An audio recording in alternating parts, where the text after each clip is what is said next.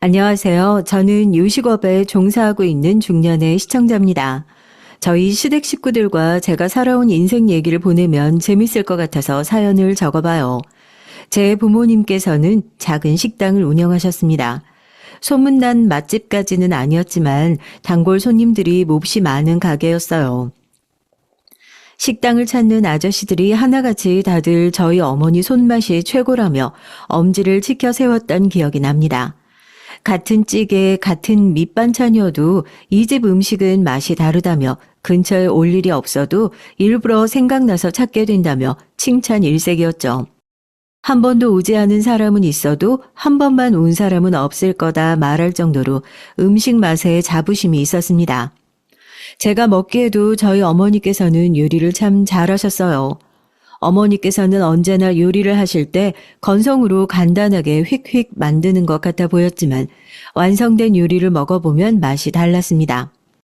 어떻게 그렇게 요리를 잘하시냐 여쭤보면 어머니께서는 항상 요리는 타고나야 한다고 대답하셨거든요. 요리는 손맛이네 어쩌네 하지만 그런 거 다 필요 없고 혀가 좋아야 한다면서요. 어머니께서는 맛만 보시면 그 요리를 어떻게 만들었는지 귀신같이 다 알아맞히셨습니다. 그런 어머니 핏줄이라 그런지 저도 요리 솜씨가 꽤 괜찮은 편이었어요. 어렸을 적부터 식당 일 하시는 어머니 어깨너머로 많이 배우기도 했고요. 요리가 혀가 중요하다는 어머님 말씀을 어렸을 때 그저 그렇구나 정도로 이해하고 넘어갔지만 나이가 좀 들고 보니까 확실히 체감이 됐습니다.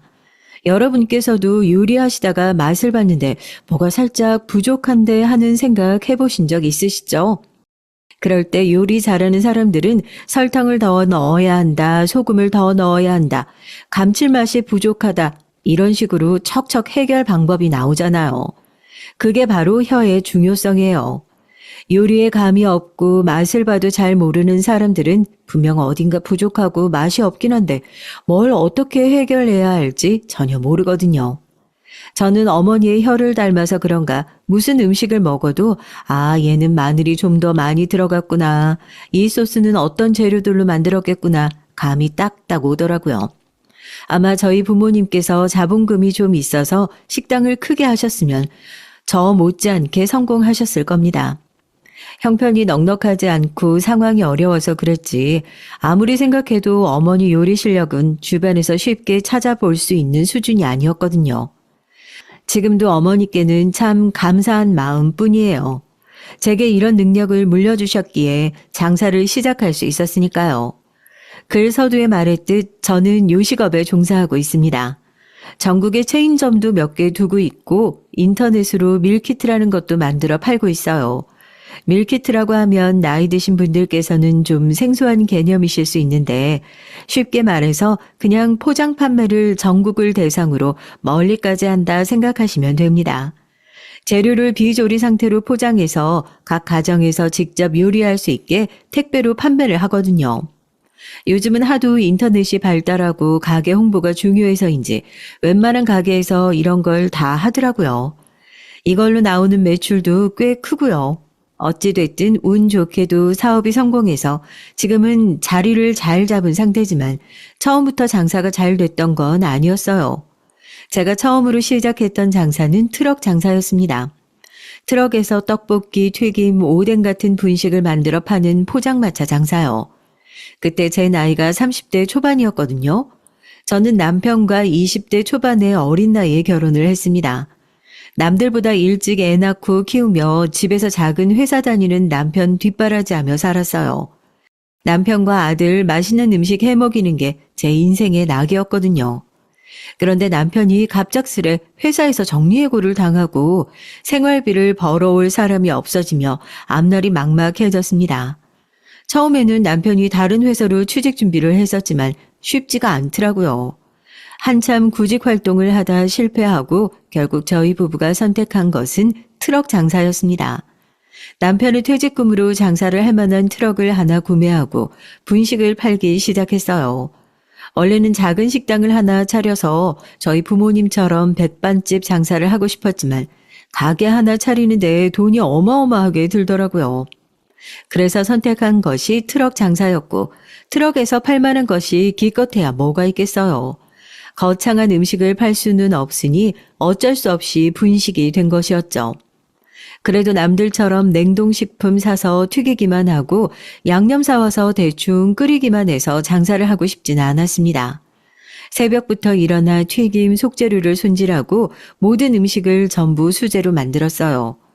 남편은 이런 거 누가 알아준다고 이렇게 고생을 사서 하냐 말했지만 저는 그런 남편에게 원래 장사는 이렇게 해야 하는 거다.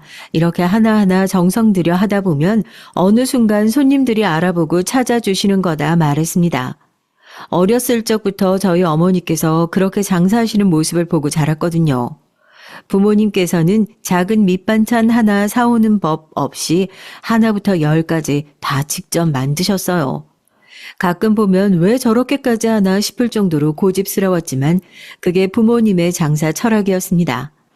떡볶이 양념도 몇 번을 시도하고 실패하며 최상의 배합과 비법 재료를 넣어 제가 만들 수 있는 가장 최선의 맛으로 항상 찾아주시는 손님들께 실망을 끼쳐드리지 않기 위해 일정한 맛을 유지하기 위해 노력했어요. 처음에는 동네 꼬마들이 주된 손님들이었지만 입소문이 났는지 날이 갈수록 손님들이 늘어갔습니다. 바쁜 시간대에는 줄을 서서 음식을 사갈 정도로 장사가 잘 됐죠. 몇 시에 문을 여냐, 매일매일 여는 거냐, 트럭 장사하는 시간을 묻는 사람도 많아졌고 처음에는 아침 9시부터 저녁 9시 정도까지 12시간여만 하던 장사 시간을 늘려 거의 하루 종일 음식을 팔았어요. 비가 오나 눈이 오나 몸이 안 좋다 핑계대지 않고 장사를 했습니다. 처음 트럭 장사를 시작할 때까지만 해도 과연 이게 잘 될까 망하는 건 아니냐 걱정했던 남편도 차츰차츰 장사가 잘 되기 시작하자 더욱 열심히 참여를 하더라고요. 그렇게 고생고생해서 모은 돈으로 작은 가게를 하나 냈습니다. 남편은 제게 원래 백반집 같이 제대로 된 요리하는 식당을 하고 싶다고 하지 않았냐고. 당신 요리 실력 하나는 내가 보증하니까 이왕 가게 여는 거 분식집 말고 찌개집 같은 식당을 열어보는 게 어떠냐고 물었었죠. 하지만 저는 고개를 가로저었습니다. 한번 시작한 분식 끝장을 보겠다고요. 널린 게 백반집인데 이제 와서 백반집을 새로 열어봤자 손님들이 들여다보기나 하겠냐. 그에 비해 우리 분식 트럭은 어땠냐. 멀리서부터 찾아주시는 손님들이 얼마나 많이 계셨냐. 가게 연다고 하니까 위치 물어보고 시간 내서 꼭 찾아오시겠다 해주시는 분들도 많았다. 그런데 갑자기 백반집이라니 얼토당토 않은 소리다. 떡볶이랑 튀김이 대단한 요리는 아니지만 난 우리 음식에 자부심이 있다. 그렇게 분식집이 문을 열었고 감사하게도 가게 시작부터 많은 손님들이 찾아주셨습니다. 맛집 프로그램 같은 곳에도 몇 번 소개되고 어디서 소문이 났는지 전국 각지의 손님들이 몰려드는 탓에 가게 확장도 한번 하고 근처에 2호점도 열게 됐어요. 제 음식에 자부심이 있다 생각하긴 했지만 솔직히 좀 얼떨떨하기는 했거든요. 떡볶이랑 튀김, 김밥 같은 분식이 맛있다고 해서 엄청나게 특출난 맛을 내기는 어렵잖아요. 아마 멀리서부터 찾아주시는 분들은 맛 하나만 보고 오시는 것이 아니라 가성비와 우리 가게만의 특별한 무언가를 기대하고 찾아주시는 것이라 생각했습니다.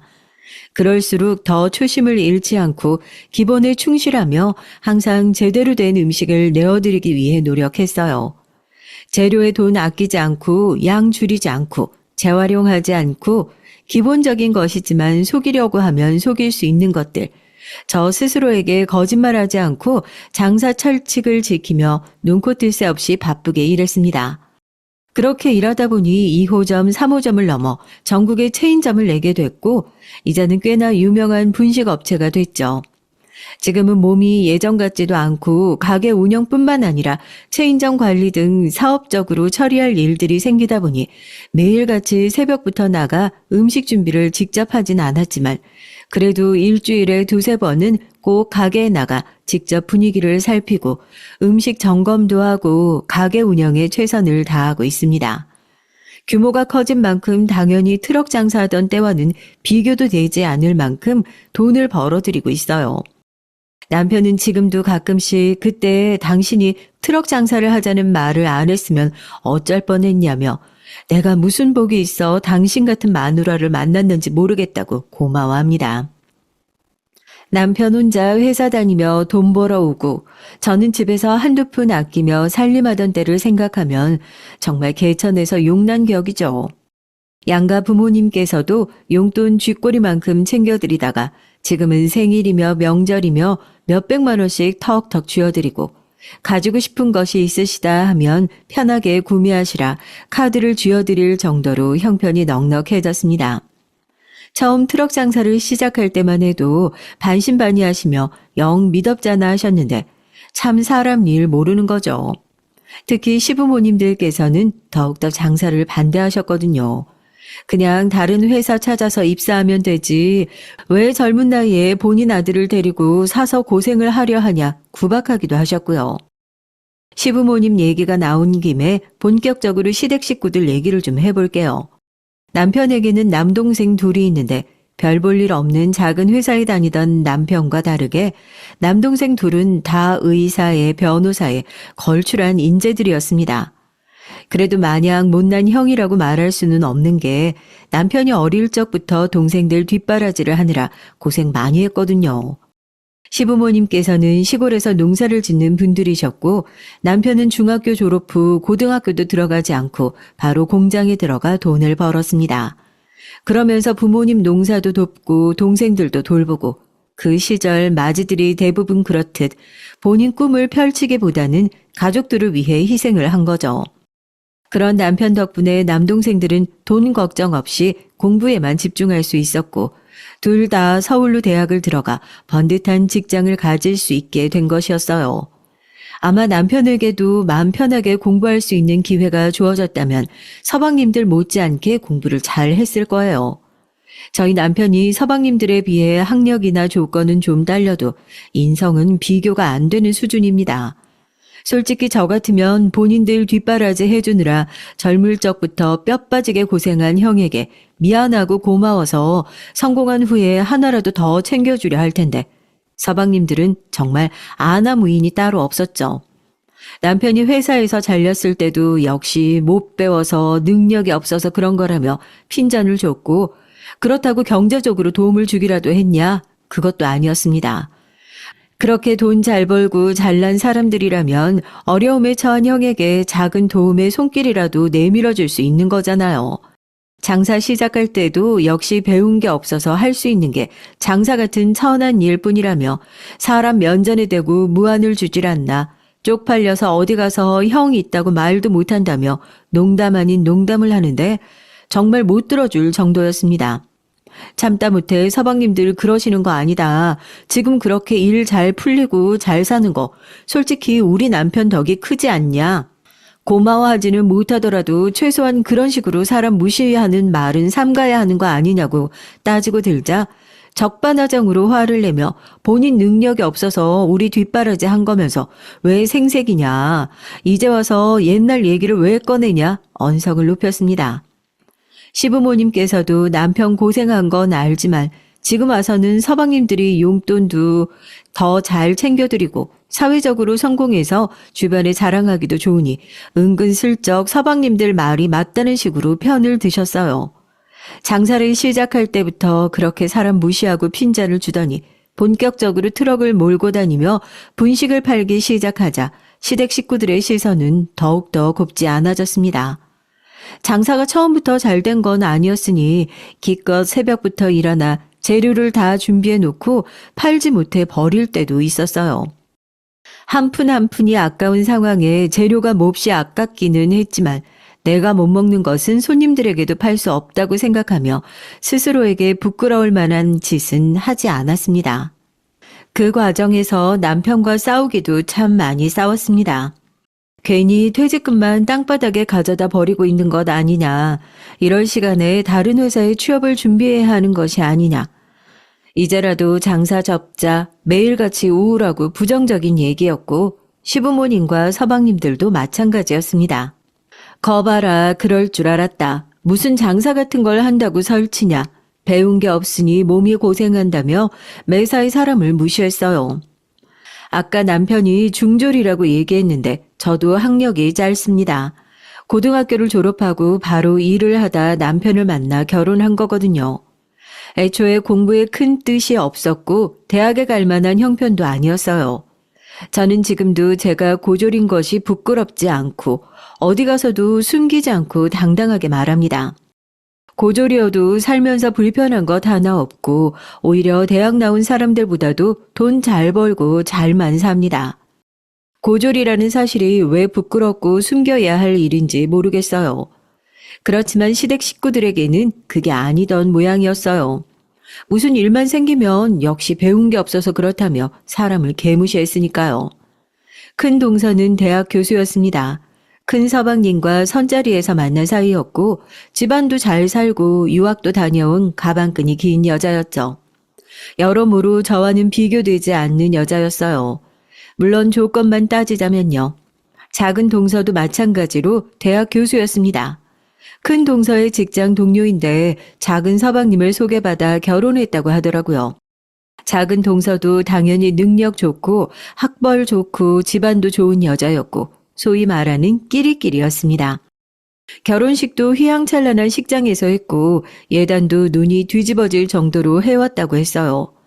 전해 들은 것이 전부이게 자세히는 모르지만 저와 남편은 식도 올리지 않았고 당연히 예물이며 예단이며 그런 관습적인 것들은 아무것도 하지 않았어요. 작은 단칸방에서 결혼 생활을 시작했으니 말 다 했죠.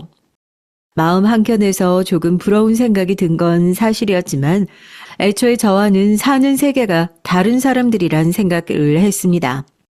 트럭 장사가 조금씩 잘 되며 바빠지기 시작해서 그런 사소한 것에 신경 쓸 여력이 없기도 했고요. 아까 끼리끼리 만난다는 얘기를 했었죠. 물론 조건 좋은 사람들끼리 끼리끼리 만났다는 뜻이기도 했지만 다른 뜻도 있었어요.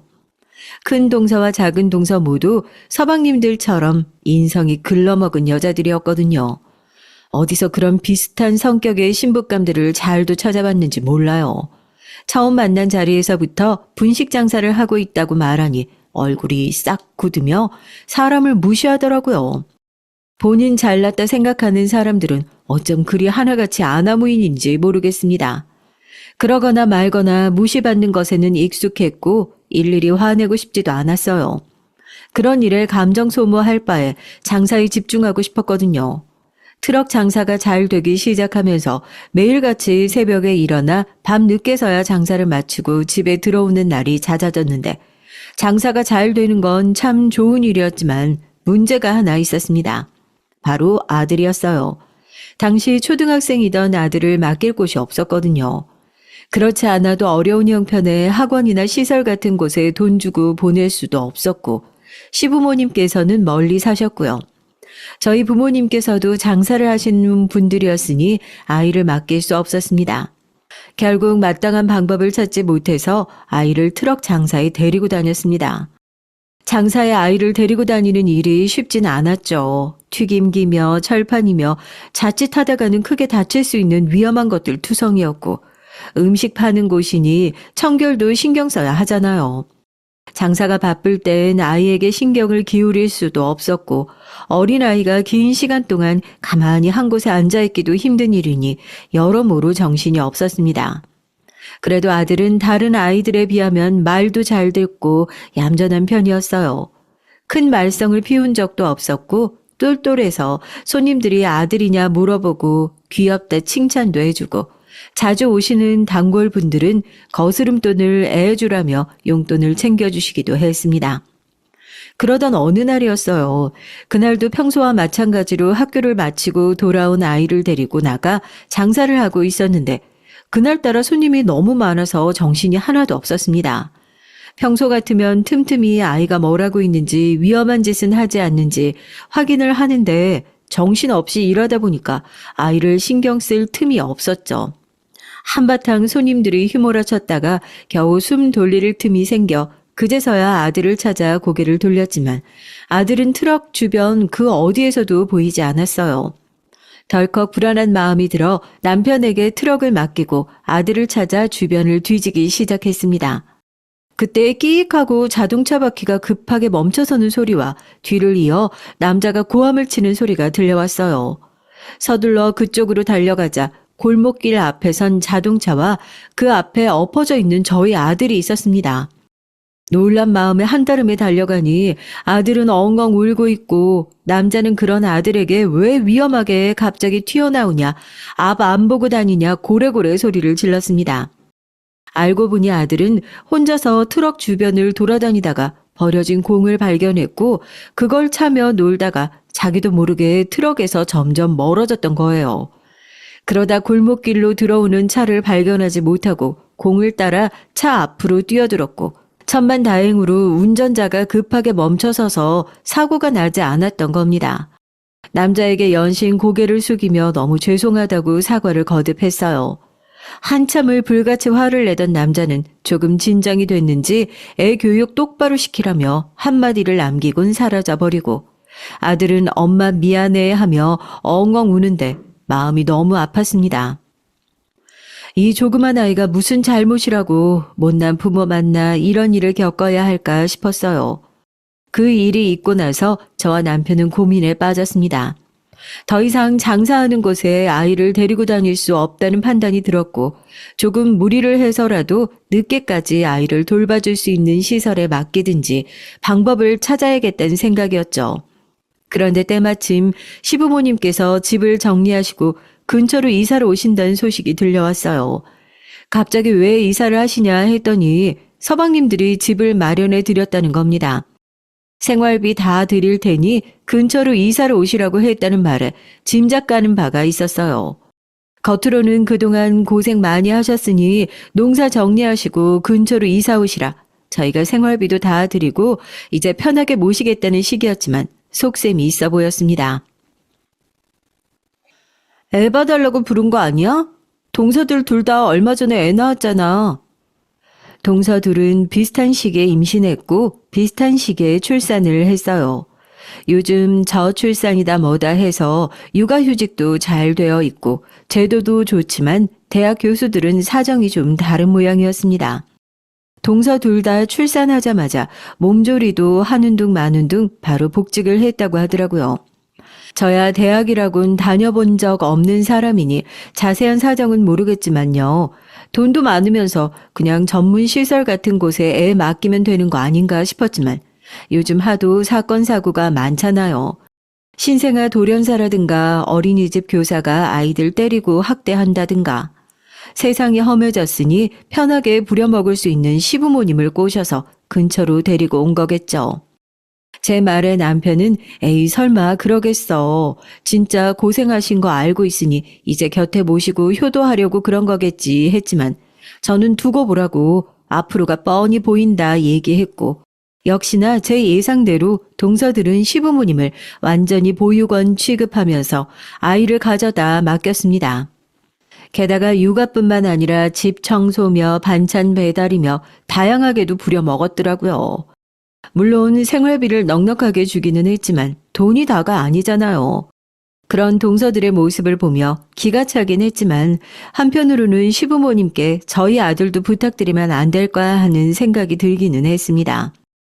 저희 아들은 초등학생에다 얌전한 편이고 특별히 돌봐주실 필요 없이 그저 사고 안 치나 아픈 곳 없나 곁에서 살펴봐 주시는 정도로 충분했으니까요. 어차피 하루 종일 집에 계시는데 크게 어려울 일은 아니지 않을까 싶었고 거리도 가까워졌으니 남편과 고민하다가 조심스레 얘기를 꺼냈습니다. 저 어머니 요즘 고생하시는 거 알고 있는데 혹시 부탁 하나만 드려도 될까요?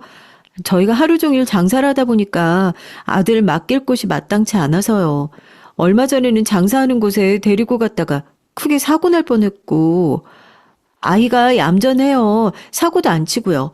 제가 학교 끝나면 어머님 댁에 데리고 갔다가 장사 끝나면 데리러 갈게요.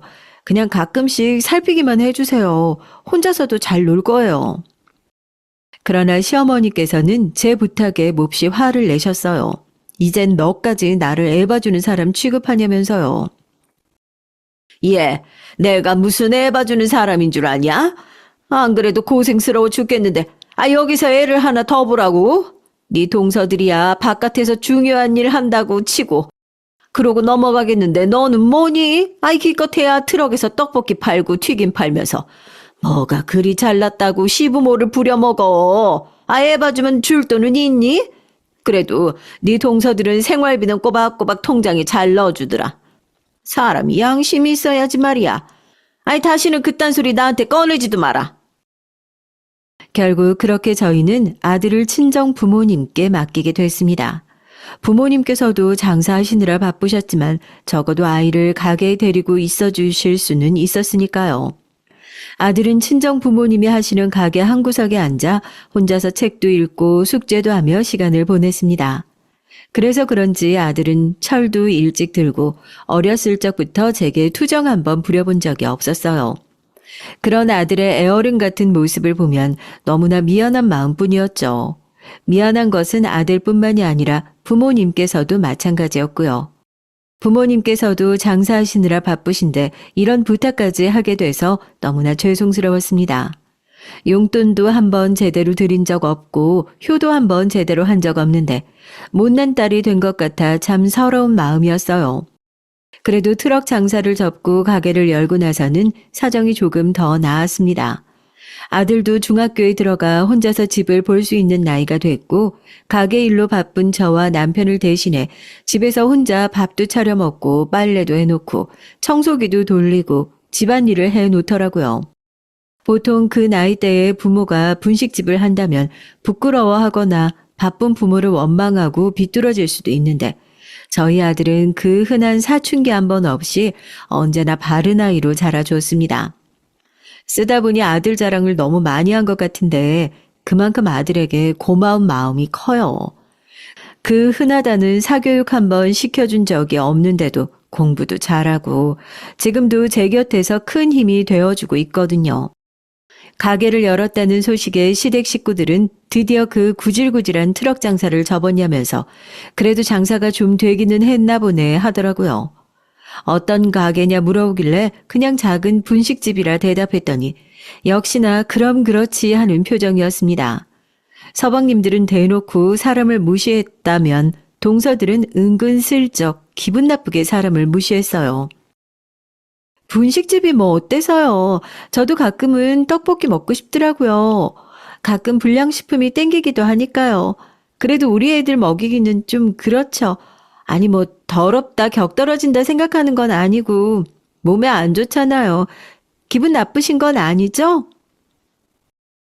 형님 요리 잘하신다 들었는데 겨우 분식집 같은 걸 하셔서 아쉽네요.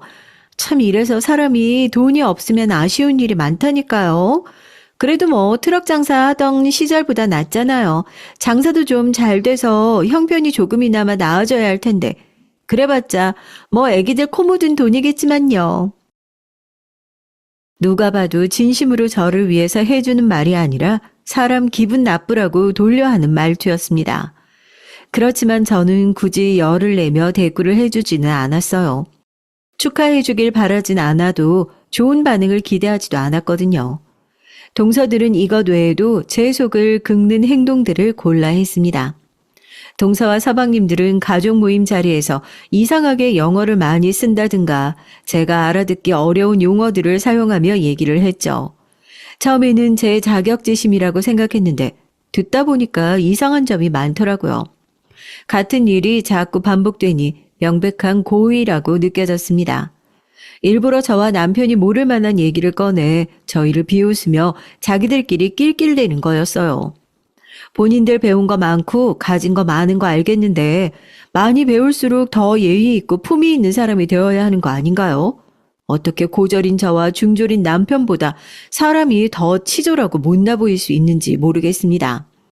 자꾸 혀를 굴리면서 되지도 않는 영어를 쓰길래 멀쩡한 한글 두고 왜 영어를 쓰냐, 한국 사람이 한국말을 써야지 하니까 동서들은 무슨 그런 무식한 소리를 다 하냐는 듯 혀를 찼습니다.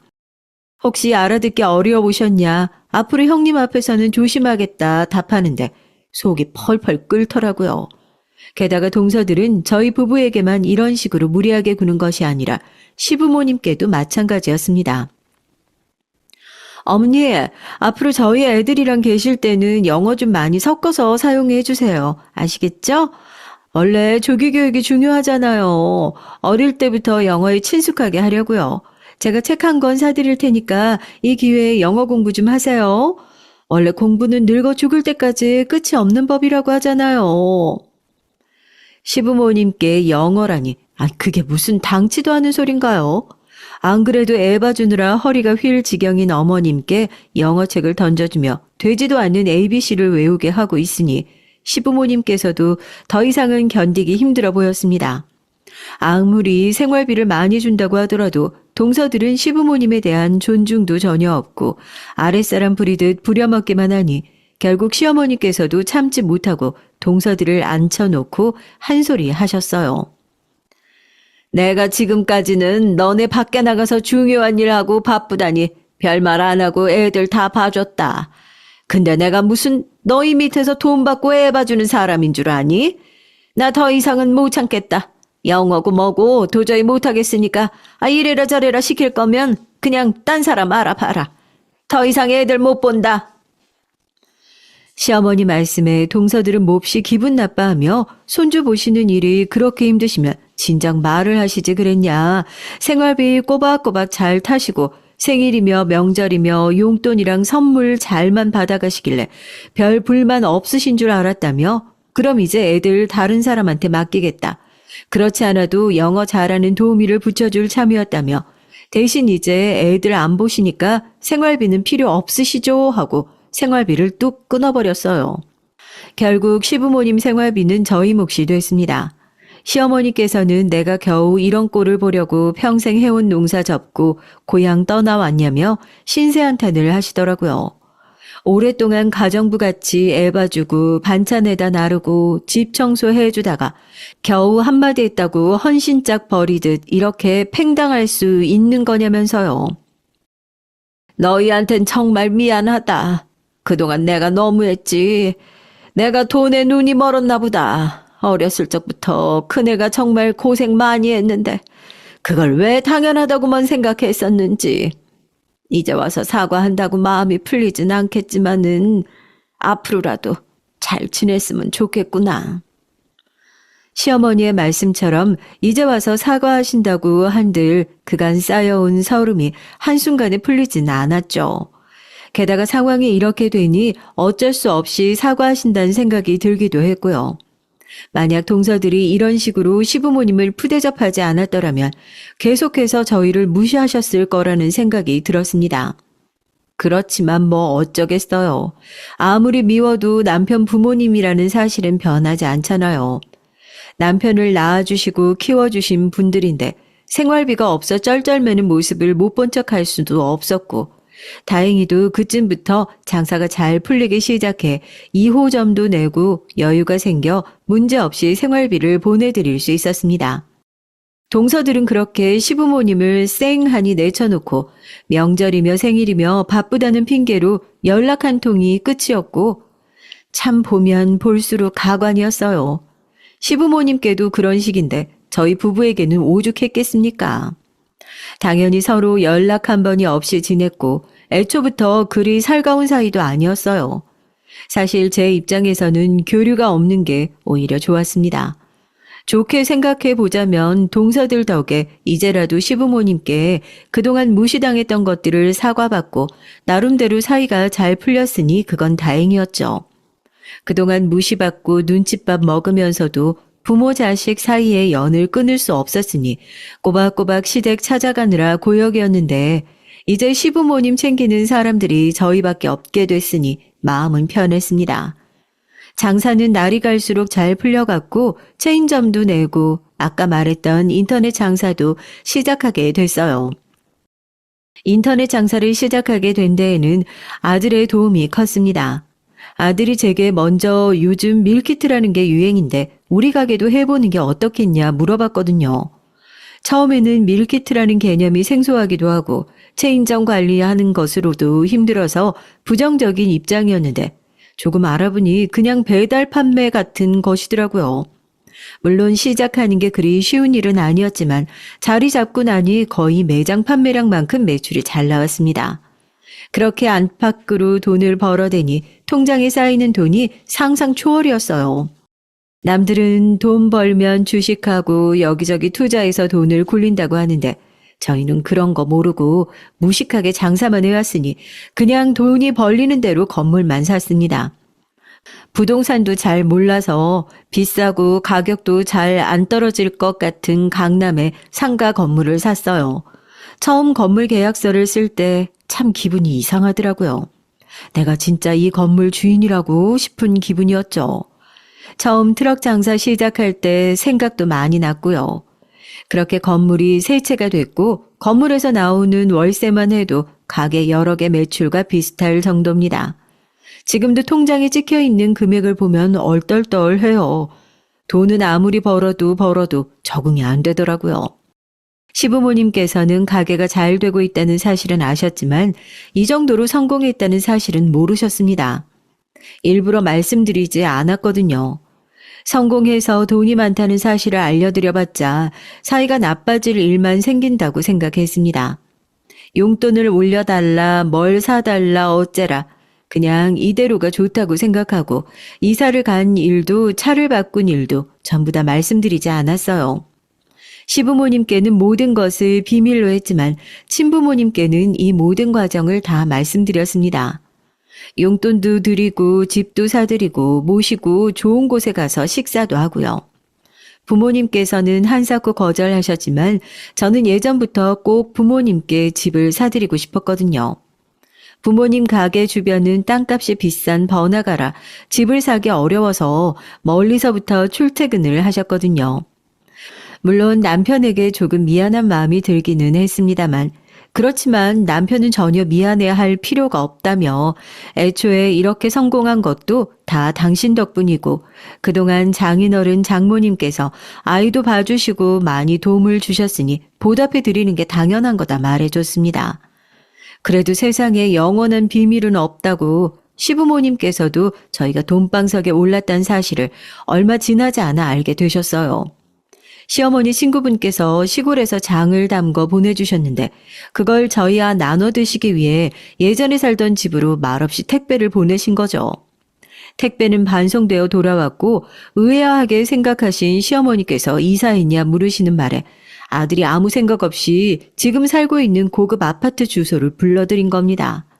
결국 시부모님께 자초지종을 설명하고 강남에 건물만 세 채가 있다. 저희도 이렇게까지 성공할 줄은 몰랐다고 말씀드리니 시부모님께서도 몹시 놀라신 눈치였어요. 사람이 뭐든 한 우물을 파면 성공하는 법이라고. 그나가 너를 처음 봤을 때부터 뭐라도 할 애인 줄은 알았다. 너희가 뭘 걱정해서 우리한테 그 사실을 숨겼는지 알겠는데. 근데 우리 너희한테 손 안 벌린다. 그런 일 겪어보니 알겠더라. 사람이 돈이야 다가 아니라는 거를. 지금처럼 자주 얼굴 보고 밥 먹고 안부 주고받는 걸로 충분하다. 본인들에게 성공한 사실을 숨긴 것에 대해 몹시 섭섭해하시고 노하실 줄 알았는데 솔직히 조금 의외인 반응이었어요. 동서들과 그런 일들을 겪으면서 정말 많이 변하시긴 했구나 싶었습니다. 그렇게 그 뒤로 예전과 크게 달라진 것 없이 평화로운 일상을 보냈죠. 물론 시부모님께서 요구하시진 않으셨어도 용돈은 넉넉하게 드렸습니다. 그러던 어느 날 큰 동서에게서 아주 오랜만에 연락이 왔어요. 얼마 후면 시어머니 생신인데 오랜만에 가족 다 같이 모여서 식사를 하면 좋겠다고요. 그동안 생신이고 뭐고 나 몰라라 연락 한 통 없더니 이제 와서 갑자기 무슨 식사인가 싶었지만 일단 알겠다고 대답했어요.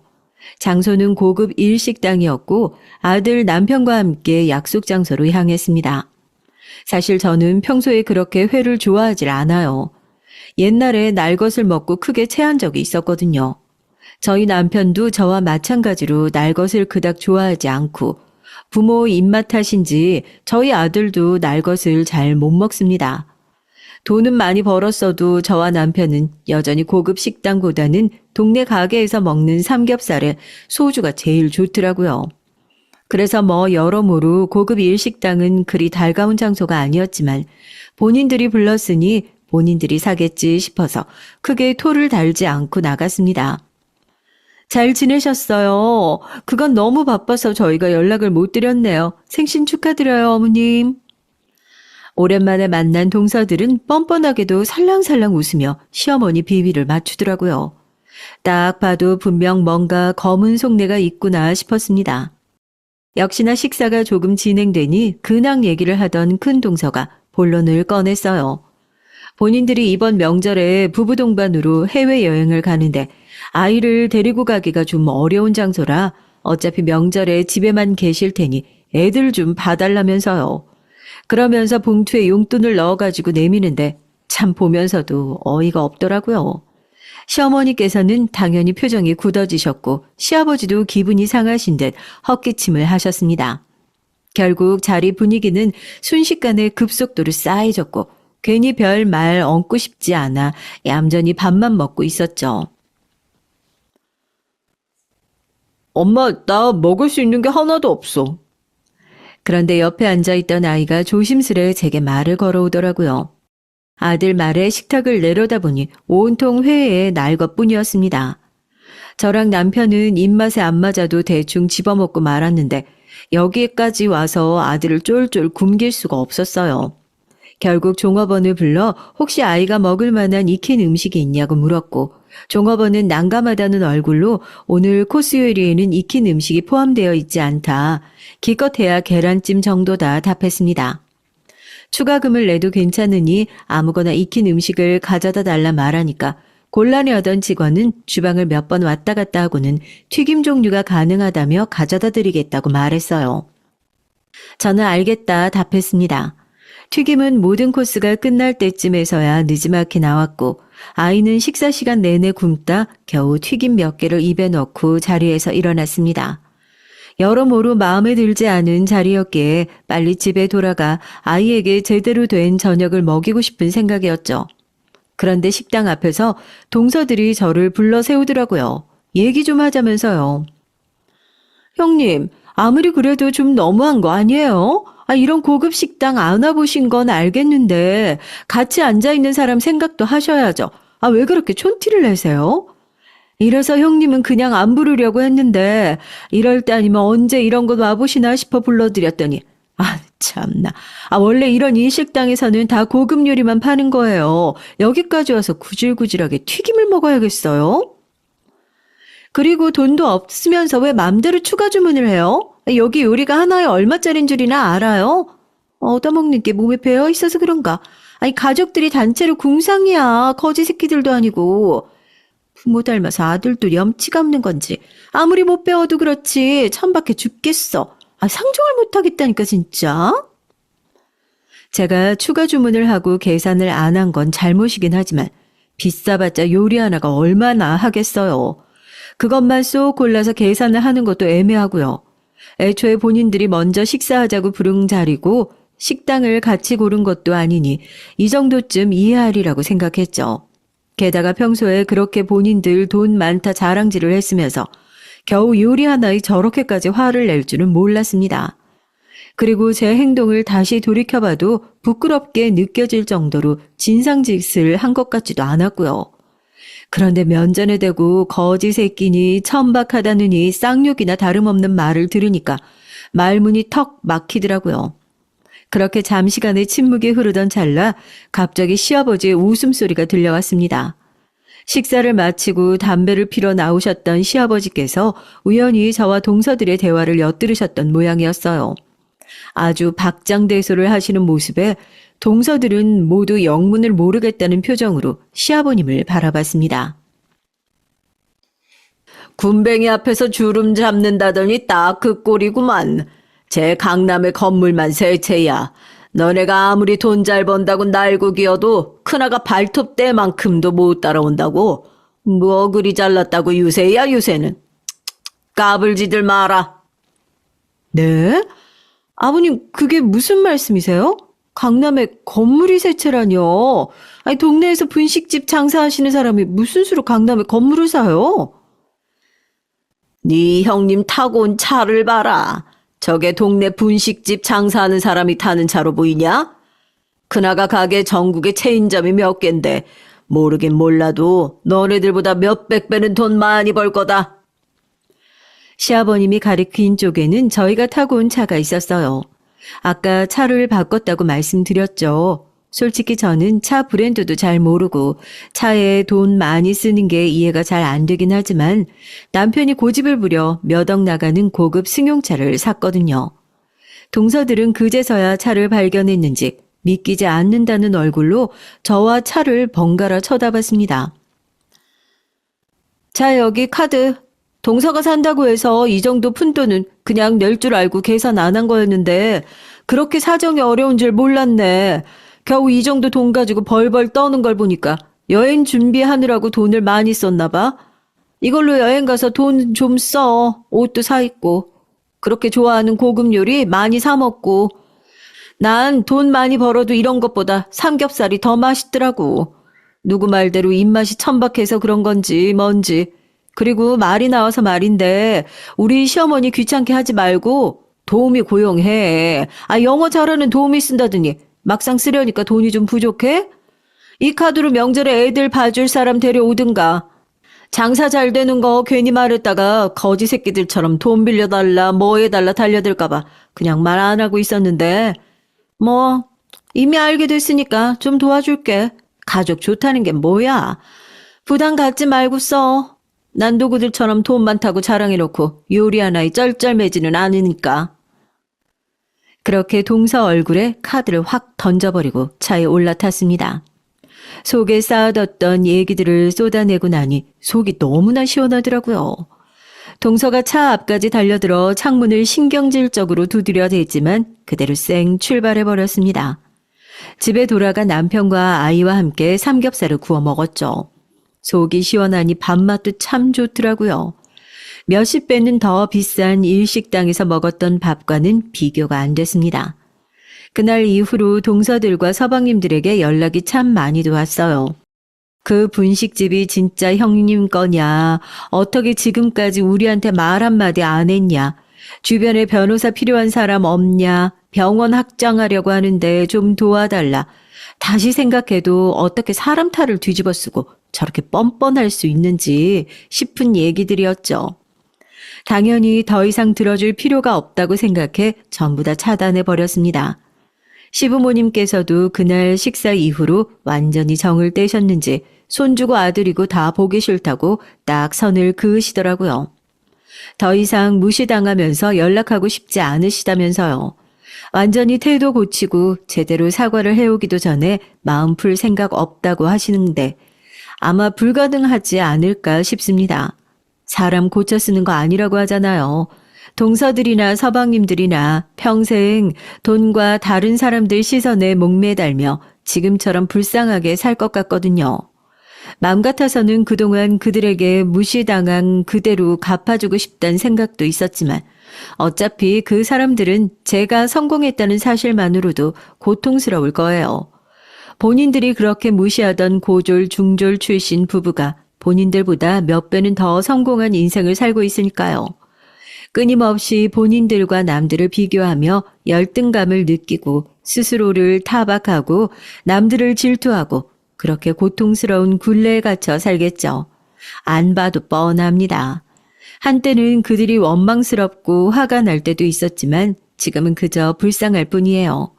사람이 많이 배우고 돈 많고 집안 훌륭한 거 중요하죠. 그렇지만 그 무엇보다도 중요한 것은 본인의 마음가짐이라고 생각합니다.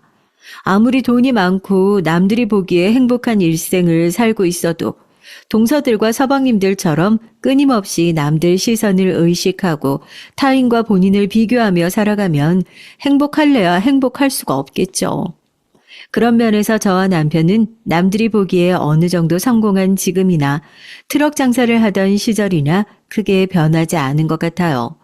솔직히 아직도 매일 아침 눈을 뜰 때마다 성공이 실감나지 않을 때가 많습니다. 이렇게 좋은 집에서 좋은 차를 타고 좋은 것을 입고 좋은 것을 먹고 내 손으로 일궈낸 사업이지만 어떻게 이 자리까지 오게 됐는지 참 신기할 따름이에요. 친정 부모님, 시부모님 모두 연세에 비해 정정하시고 아픈 곳 없이 건강하시고 남편과도 사이가 좋고 아들도 문제없이 무럭무럭 잘 자라고 있으니 이제야 삶의 안정기에 접어든 것 같습니다. 그동안 장사하면서 참 무시도 많이 받고 어려운 일도 많았었는데 매일매일 눈앞에 있는 일들에 집중하며 하나씩 헤쳐오다 보니까 이 자리까지 온 것 같네요. 노력도 많이 했지만 운도 참 좋았던 것 같고요. 모든 일들이 시기에 딱딱 맞게 잘 풀렸고 중간에 큰 위기 없이 사업이 성공했으니까요. 그리고 무엇보다도 지금의 성공은 저희 가게를 찾아주신 수많은 손님들 덕분이죠. 세상에 수많은 분식집이 있는데 제가 뭐 그리 잘나서 성공할 수 있었겠어요. 지금도 트럭 장사하던 시절에 멀리서부터 찾아주셨던 단골 손님들 얼굴이 하나하나 다 기억이 납니다. 그런 분들이 계셨기에 지금 이 자리까지 올라올 수 있었던 것 같아요. 앞으로도 초심 잃지 않고 남들이 뭐라 하든 휘둘리지 않고 제 갈 길을 가고 싶습니다. 이렇게 글을 쓰고 나니까 그동안 살아온 제 인생을 되돌아보는 것 같아서 허심탄회한 기분이네요. 남부럽지 않게 살아오려고 노력했고 앞으로도 그럴 겁니다. 지금껏 앞만 보고 달려왔는데 이제는 한풀 접고 좀 천천히 살아보려고 해요. 부모님 모시고 좋은 곳도 다니고 아들이 더 커서 독립하기 전에 시간도 같이 많이 보내고요. 장사에 너무 집중하느라 제 가족들을 돌볼 시간이 많이 없었던 것 같았거든요. 여러분께서도 이제까지 앞만 보고 달려오셨다면 한 번쯤은 마음을 좀 내려놓고 여유를 가져보면 좋을 것 같네요. 지금까지 살아온 인생을 쭉 한번 돌아보시며 마음의 안정을 취한다면 또 어떤 깨달음과 새로운 변화가 있을지 모르잖아요. 긴 얘기 들어주셔서 감사하고 이만 줄이겠습니다. 안녕하세요. 저는 3남매의 아버지입니다. 벌써 환갑이 지난 지 한참이 지났지만 저는 아직도 제가 60대라는 사실에 낯설기만 하네요. 그도 그럴 것이 제가 최근에서야 세월이 이렇게 훌쩍 지나버렸다는 사실을 깨달았습니다. 품 안의 자식이라고 저는 아직도 제 자식들이 책가방 메고 학교에 들어가던 모습이 생생한데 어느새 이렇게 시간이 지났는지 모르겠어요. 저도 젊었을 땐 몰랐습니다. 제가 이렇게 금방 늙은이가 되어버릴 거라곤 말이죠. 제 젊은 시절은 보통의 사람들과 다르면 좀 달랐습니다. 35살의 이른 나이에 사랑하던 아내를 갑작스레 잃고 홀로 3남매를 키웠거든요. 그 세월도 벌써 30년이 다 되어가네요. 9살, 8살, 7살, 아내가 갑작스러운 교통사고로 세상을 떠났을 때 제 아이들의 나이입니다. 저는 그날의 기억이 아주 생생해요. 당시에 저는 조선소에서 일하던 배관공이었습니다. 동네에서 꽤 알아주는 실업계 고등학교에 다니던 저는 뭐든 나중에 도움이 될 만한 자격증이란 자격증은 다 땄어요. 그 덕분에 졸업하기도 전에 조선소에 취직이 됐죠. 용접을 잘하다 보니 자연스레 배관공들 밑에서 보조를 했습니다. 그런데 배관이라는 게 배우면 배울수록 재밌더라고요.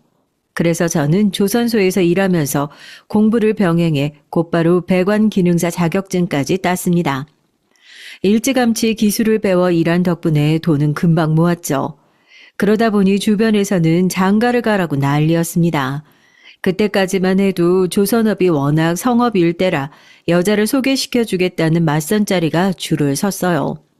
이렇게 말하면 아내가 하늘나라에서 서운해할 수도 있지만 사실 저는 총각 시절 맞선을 정말 많이 봤거든요. 못해도 100번은 넘게 봤을 거예요. 하루라도 빨리 장가가고 싶은 마음에 들어오는 대로 선을 봤지만 영 마음에 드는 여자를 찾지 못했습니다. 그런데 제 아내를 본 순간 저는 한눈에 뿅 가고 말았죠. 아내가 다방을 걸어 들어오는데 아내의 뒤로 후광이 보이더라고요. 그 순간 저는 아내를 보자마자 어떻게든 저 여자와 결혼해야겠다 생각뿐이었습니다. 몇 개월 동안 데이트를 하며 저는 쉬지 않고 아내에게 구애를 했어요. 결혼하자고요. 당시에 세상 물정이라고는 모르던 23 꽃다운 나이의 아내는 결국 제게 넘어왔죠. 그렇게 저희는 부부가 됐습니다. 아들, 딸, 아들, 황금 비율로 3남매를 낳은 저희 부부는 금술이 너무 좋았어요. 그러니 연년생으로 셋을 연달아 낳을 수 있었던 거겠지만요. 그때까지만 해도 제 인생은 장밋빛이라고 생각했습니다. 그런데 저희 부부 사이가 너무 좋아 하늘이 질투했던 걸까요? 행복했던 제 인생을 산산조각 내는 사고가 있었습니다. 제 아내는 첫째, 둘째를 학교에 데려다 주고 막내와 함께 집으로 돌아오던 중 교통사고를 당했어요. 아이를 품에 안고 쓰러진 아내는 그 자리에서 사망했고 당시 7살이었던 아들은 그 어린 나이에 갈비뼈가 부러지면서 장기 손상이 심각해 긴급 수술을 받았죠. 한순간 벌어진 사고로 아내 한 사람이 제 인생에서 사라져버리자 제 인생은 180도 달라져 버렸습니다. 지금까지 집안의 가장이자 아버지였던 저는 어머니의 역할까지 완벽하게 해내야만 했어요. 엄마라는 게 집에서 밥이나 차려주고 학교나 보내면 되는 줄 알았는데 막상 제가 해보니 보통 일이 아니었습니다. 하루 24시간이 부족할 정도로 하나부터 10까지 손이 안 가는 곳이 없었죠. 아직 어린 아이들은 매일 엄마를 찾았어요. 특히나 큰 수술을 받은 막내는 매일 밤 엄마를 찾으며 우느라 잠도 제대로 자질 않았죠. 덕분에 애를 달래느라 저도 한참을 자지 못하고 매일 출근했습니다. 항상 새벽에 출근하고 짧게는 며칠, 길게는 한 달 넘게 출장도 가야 하는 제가 아이 셋을 혼자 키운다는 게 사실 가능한 일이 아니었어요. 저희 부모님이 계시지 않았다면 할 수 없는 일이었죠. 저는 결국 부모님 댁으로 들어가서 살기로 했습니다. 당시에 연세도 많으시고 당뇨로 고생하시던 어머니께서 저와 아이들 때문에 고생 많이 하셨죠. 저를 보며 이래저래 속상하셨을 어머니는 제게 당연하다는 듯 재혼을 권하셨습니다. 그럴 때마다 저는 애 셋 딸린 호라비를 누가 오겠냐고 농담처럼 넘겼지만 어머님은 쉽게 넘어가 주지를 않으셨어요. 그럴 때마다 저는 단호하게 제 생각을 말씀드렸습니다. 재혼 생각은 전혀 없다고요. 네 나이가 아직 40도 안 됐는데 이 어린 새끼들 혼자 어떻게 키우려고 그래. 내가 어떻게든 애들 엄마는 찾아볼 테니까 걱정하지 말고 이 애미가 시키는 대로만 해. 애들 엄마도 저고 애들 아버지도 저예요. 저한테 여자는 죽은 애들 엄마뿐이니까 이제 그 얘기는 그만 좀 하세요. 아내와 한 약속이 있었습니다. 아내에게 결혼하자고 고백하면서 저는 영원히 아내만 사랑하겠다고 약속했거든요. 제 말에 눈물을 쏟으며 제 고백을 받아주던 아내의 얼굴이 아직도 서운한데 그 약속만은 절대 배신할 수 없었습니다. 저는 그 다짐대로 홀로 30년을 살았어요. 아들도 얼마나 잘 키웠는지 셋 다 의사로 키웠습니다. 어떻게 그게 가능하냐고요? 제 자랑 같지만 사실 저도 어릴 때부터 머리 하나는 기똥차게 좋았거든요. 그랬으니 그 많은 자격증도 척척 따냈죠. 아이들은 누구 하나 빠지는 거 없이 셋 다 공부를 잘했습니다. 특별히 학원 다니거나 과외 한번 해준 적 없는데 중고등학교 내내 셋 다 전교 1, 2등을 놓치지 않았어요. 공부만 잘한다고 좋아할 일인가 싶은 게 셋 다 지나치게 욕심이 많았습니다. 뭐든 셋 다 공평하게 해줘야 했어요. 하나를 사줘도 셋이 똑같이 비슷한 가격대에 맞춰 사야 했죠. 정말 사소한 것까지 셈을 내고 욕심을 부렸어요. 반찬도 제 마음대로 해줄 수가 없었죠. 이게 뭐예요? 고등어랑 어묵? 콩나물국까지 다 나 싫어하는 거고 둘째만 좋아하는 반찬이잖아요. 저는 오늘 꼭 고기 먹고 싶다고요. 오늘 둘째가 아침부터 감기 기운이 있어서 아침밥도 거르고 학교 갔다 왔어. 오늘은 동생이 아프니까 우리 장남이 이해 좀 해. 내일은 아버지가 꼭 고기 반찬 해줄게. 자식이 셋이나 되니 일주일 내내 공평하게 반찬이며 간식까지 해대느라 아주 등골이 회었습니다. 저희 부모님은 어떻게 셋이나 되는 자식들 비위를 다 맞추겠냐. 그러다가 제가 병든다며 걱정하셨지만 전 괜찮았어요. 제가 돈이 많아 부족한 거 없이 뭐든 풍족하게 다 해주는 것도 아니었고 그렇다고 살뜰하게 챙길 엄마도 없는데 이 정도는 해줘야 한다고 생각했습니다. 그래서 항상 그렇게 서로 앉으려고 경쟁하듯 지내더니 남들은 한 집에 한 명 나오기도 힘들다는 의사가 저희 집에선 셋이나 나온 거죠. 큰아들이 서울에 있는 의대에 합격하자마자 둘째는 당연히 오빠보다 좋은 의대를 목표로 공부를 하더라고요. 셋째도 마찬가지였고요. 저희 아이들은 결국 고향을 떠나 서울로 이사를 했습니다. 큰아들만이면 저도 조선소까지 그만두면서까지 서울에 올라오진 않았을 거예요. 하지만 둘째도 셋째도 악착같이 의대를 가겠다고 공부를 하니 이왕 이렇게 된 거 자식들을 위해 터전을 서울로 옮겨야겠다 싶었죠. 저는 조선소에서 받은 퇴직금과 살던 집을 판 돈으로 서울에서 가장 땅값이 싼 동네에 작은 건물을 샀습니다. 사실 건물이라고 말하기도 민망한 게 작은 평수의 3층짜리였어요. 워낙 오래되고 작은 건물이라 포항에서 살던 집의 절반밖에 되지 않았지만 그래도 건물 앞에 공터도 있고 차 주차하기도 좋아서 제 가게를 내기엔 좋을 것 같아 바로 계약했습니다. 집이 앞으로 열심히 벌어서 늘려가면 되는 거라고 생각하기도 했고요. 1층에는 제 가게를 내고 2층은 세를 주고 저와 아이들은 3층에서 살았죠. 생각보다 서울살이는 쉽지 않았습니다. 평생 바닷바람 맞으며 살아온 바다 사나이가 도시에서 살아보려니 여간 텃세가 심한 게 아니었어요. 그리고 무엇보다 가장 힘들었던 건 배관공이라는 직업을 무시하는 사람들이었습니다. 고향에서는 다들 조선소에 다닌다고 하면 엘리트라고 대접을 해줬어요. 워낙 기술직이 귀하다 보니까 여기저기서 부르는 곳도 많았고요. 그런데 이 동네에서는 배관공이라고 하면 못 배우고 못 버는 사람 취급을 했죠. 와이셔츠 입고 정장 재킷은 걸치고 다녀야 인정해주는 분위기였습니다. 그래도 어쩌겠어요. 이제 제 사정이 달라졌는데요. 아이들이 어릴 때와는 모든 게 달랐습니다. 의대생인 자식 둘이 고3 수험생 하나. 앞으로 돈 들어갈 일이 천지였죠. 뭐든 돈 되는 일이라면 다 했습니다.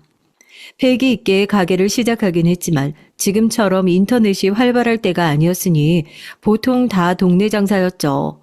큰 일거리라고 해봐야 건물 배관공사 혹은 수리가 다였어요. 동네 사람들 상대로 하는 장사다 보니 별의별 일이 다 있었습니다. 배관 고쳐달라고 저를 불러놓고는 말도 안 되는 것까지 시켰죠. 돈도 안 주면서 형광등 갈아달라는 건 보통이었고 벽지를 건네며 제게 벽지까지 발라달라는 사람까지 있었어요.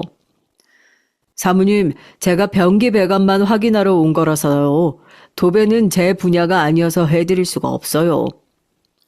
아니 아저씨, 이게 뭐 어려운 거라고 그래요? 아니 내가 이 동네에서만 30년 산 사람인데 이 동네에서 장사하려면 나랑 친하게 지내서 나쁠 거 없어요. 사실 도배도 배운 적이 있어서 제게 어려운 일은 아닙니다. 하지만 배관공사만 해도 반나절은 넘게 해야 하는 일인데 비용도 받지 못하는 도배일까지 해준다는 건 쉬운 일이 아니었어요. 그리고 그뿐만이 아니었습니다. 일이 잘 마무리돼도 제값 받기가 여간 힘든 게 아니었죠. 아니 지금은 물이 잘 내려가긴 하는데 혹시나 또 막히면 아저씨한테 전화할 테니까 추가 비용 받지 말고 AS 확실히 해주셔야 돼요. 문제 있으면 언제든지 전화 주세요. 제가 출장비 저렴하게 해드릴게요. 사실 기술직이라는 게 부품 가격이야 남는 거라고는 없고 출장비로 먹고 사는 일입니다. 제 기술과 시간을 파는 일이니까요. 그런데 다들 한 동네 사는 사람들이다 보니 제값 주고 일을 시킬 생각이 애초에 없었죠.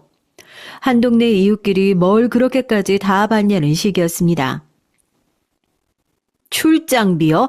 아이고, AS는 출장비 안 받고 해주는 거죠. 동네 장사 그렇게 하시면 안 돼요. 그리고 나가면서 이 쓰레기 좀 건물 앞에 버려주고 가요. 제가요? 아니 나가는 길에 버리기만 하면 되는데 아저씨는 왜 그렇게 말이 많아요? 일을 마치고 나가는 길에 음식물 쓰레기에 재활용까지 버려달라고 하는 건 허다했고 어떨 때는 일을 다 시켜놓고 현금이 없다며 말도 안 되는 가격으로 깎는 경우도 많았습니다. 요즘처럼 핸드폰으로 1초면 입금할 수 있는 시대가 와서 얼마나 다행인 줄 몰라요. 언제부터는 아예 배관 공사뿐만이 아니라 제가 할 수 있는 일은 다 했습니다. 아예 가게를 철물점처럼 차려놓고 도배니 용접이니 돈 되는 일이라면 다 했죠. 가게 앞에 전화번호를 걸어놓고 하루 24시간 내내 전화만 오면 바로 달려가 굳은 일도 마다 않고 열심히 했습니다. 제가 쉬지 않고 일하는 이유는 당연히 딱 하나였죠. 자식들 생각해서 무슨 일이 있어도 꾹 참았습니다. 우리 장한 의대생 3남매 키우느라고요. 의대 학비가 얼마나 비싼 줄 아시죠? 연 등록금이 한 명당 1,000만 원 가까이예요. 셋 다 의사 만드는 데만 1억이 우습게 들어갔습니다. 저는 그 돈 하나도 아깝지 않았어요.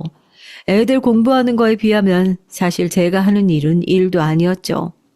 매일 병원에서 먹고 자느라 씻을 시간도 없어서 항상 머리는 거푸집을 하고 다니는 모습만 봐도 안쓰러웠고, 쉬는 날 집에 와서도 공부하느라 잠도 제대로 못 자는 모습 보면 가슴이 미어졌습니다. 그러던 어느 날이었습니다. 집에 큰일이 또 한 번 생겼어요. 제게는 남동생이 하나 있습니다. 하나밖에 없는 동생이었지만 부모님 돌아가시고 몇 년 동안 아예 연락도 끊고 왕래도 안 하고 지냈어요. 제 사정을 모르는 사람들은 부모님이 돌아가셨어도 형제는 형제인데 형이 동생을 챙겨야지 그러면 되겠냐고 하실 수도 있지만 저는 동생 면상도 보고 싶지 않았습니다. 제 동생이지만 사람 같지 않아 아예 상종하고 싶지 않았거든요. 그런데 그런 동생이 어떻게 알고 서울 제 가게까지 찾아왔더군요. 동생은 어릴 때부터 사고뭉치였습니다. 이웃에 사시는 어른들 말씀으로는 제 동생이 집집마다 안 깨트린 장독대가 없을 정도라고 할 정도로 동네에서는 유명한 사고뭉치였죠. 자라면서도 공부할 생각은 안 하고 매일 불량한 친구들이랑 어울려 다니기만 했어요. 부모님은 걱정이 이만저만 아니셨습니다. 제가 기술 배워 조선소에서 일하는 동안 동생은 군대를 다녀왔는데 제대한 지 한참 지나서도 일자리를 구하지 못해 여기저기 기웃거리기만 했죠. 그런데 원체 불량한 인간들하고만 어울려 다니던 버릇을 못 버리고는 어디서 깡패 같은 녀석들과 어울려 다니더니 결국은 직업 한 번 가진 적 없이 사고만 치고 다녔습니다. 경찰서에서도 여러 번 연락이 와서 제가 빼온 게 한두 번이 아니었죠. 저도 아내 죽고 아이들 키우느라 정신이 없어서 동생은 신경 쓸 겨를도 없었어요. 사실 괜히 신경 써봐야 챙겨야 할 일만 하나 더 늘어나는 격이니 일부러 모른 척하고 살았죠. 어머님이 돌아가셨을 때 동생 녀석은 연락도 안 됐고요. 그리고는 아예 장례식장에 코빼기도 보이지 않았습니다. 아버지가 돌아가셨을 때에는 아예 연락도 안 했는데 어떻게 알고 장례식장에 나타났더라고요. 그러고는 아버지의 영정사진 앞에서 쓰러질 듯이 울어대길래 이제야 정신 좀 차렸나 싶었습니다. 그런데 사람이라는 게 그렇게 쉽게 변하는 게 아니더군요. 조문객들 다 보내고 저와 마주 앉아 소주 한잔 하는데 한다는 소리가 아주 가관이었습니다. 저는 집도 있고 직장도 빵빵하니 아버지 집이랑 땅을 자신에게 넘기라고 하더군요. 저는 왜 뜨신 밥 먹고 쉰 소리를 하냐며 말도 안 되는 소리라고 소리를 내질렀습니다.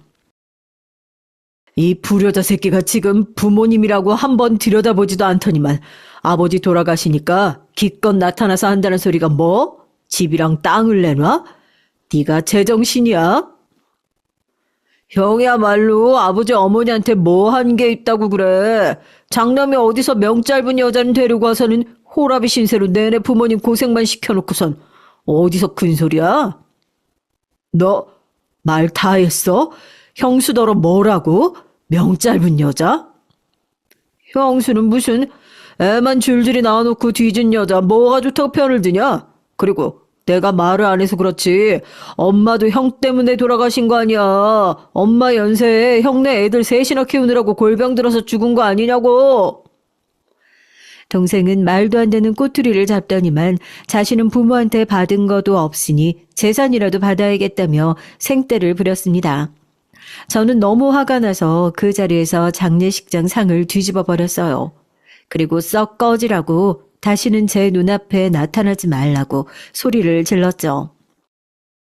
네가 받은 게 없기는 뭐가 없어. 네가 사고 칠 때마다 나랑 부모님이 뒷수습하고 다니느라 얼마나 고생했는 줄 알아? 그때 장례식장 구석에서 잠을 자던 막내 아들이 제 큰 소리에 놀라 잠에서 깨서 울었어요. 저는 놀라 우는 아들을 달래며 방으로 들어가 버렸습니다. 그런데 그 사이 이 동생이라는 새끼가 부주금으로 들어온 돈을 다 가지고 도망을 가버렸더라고요.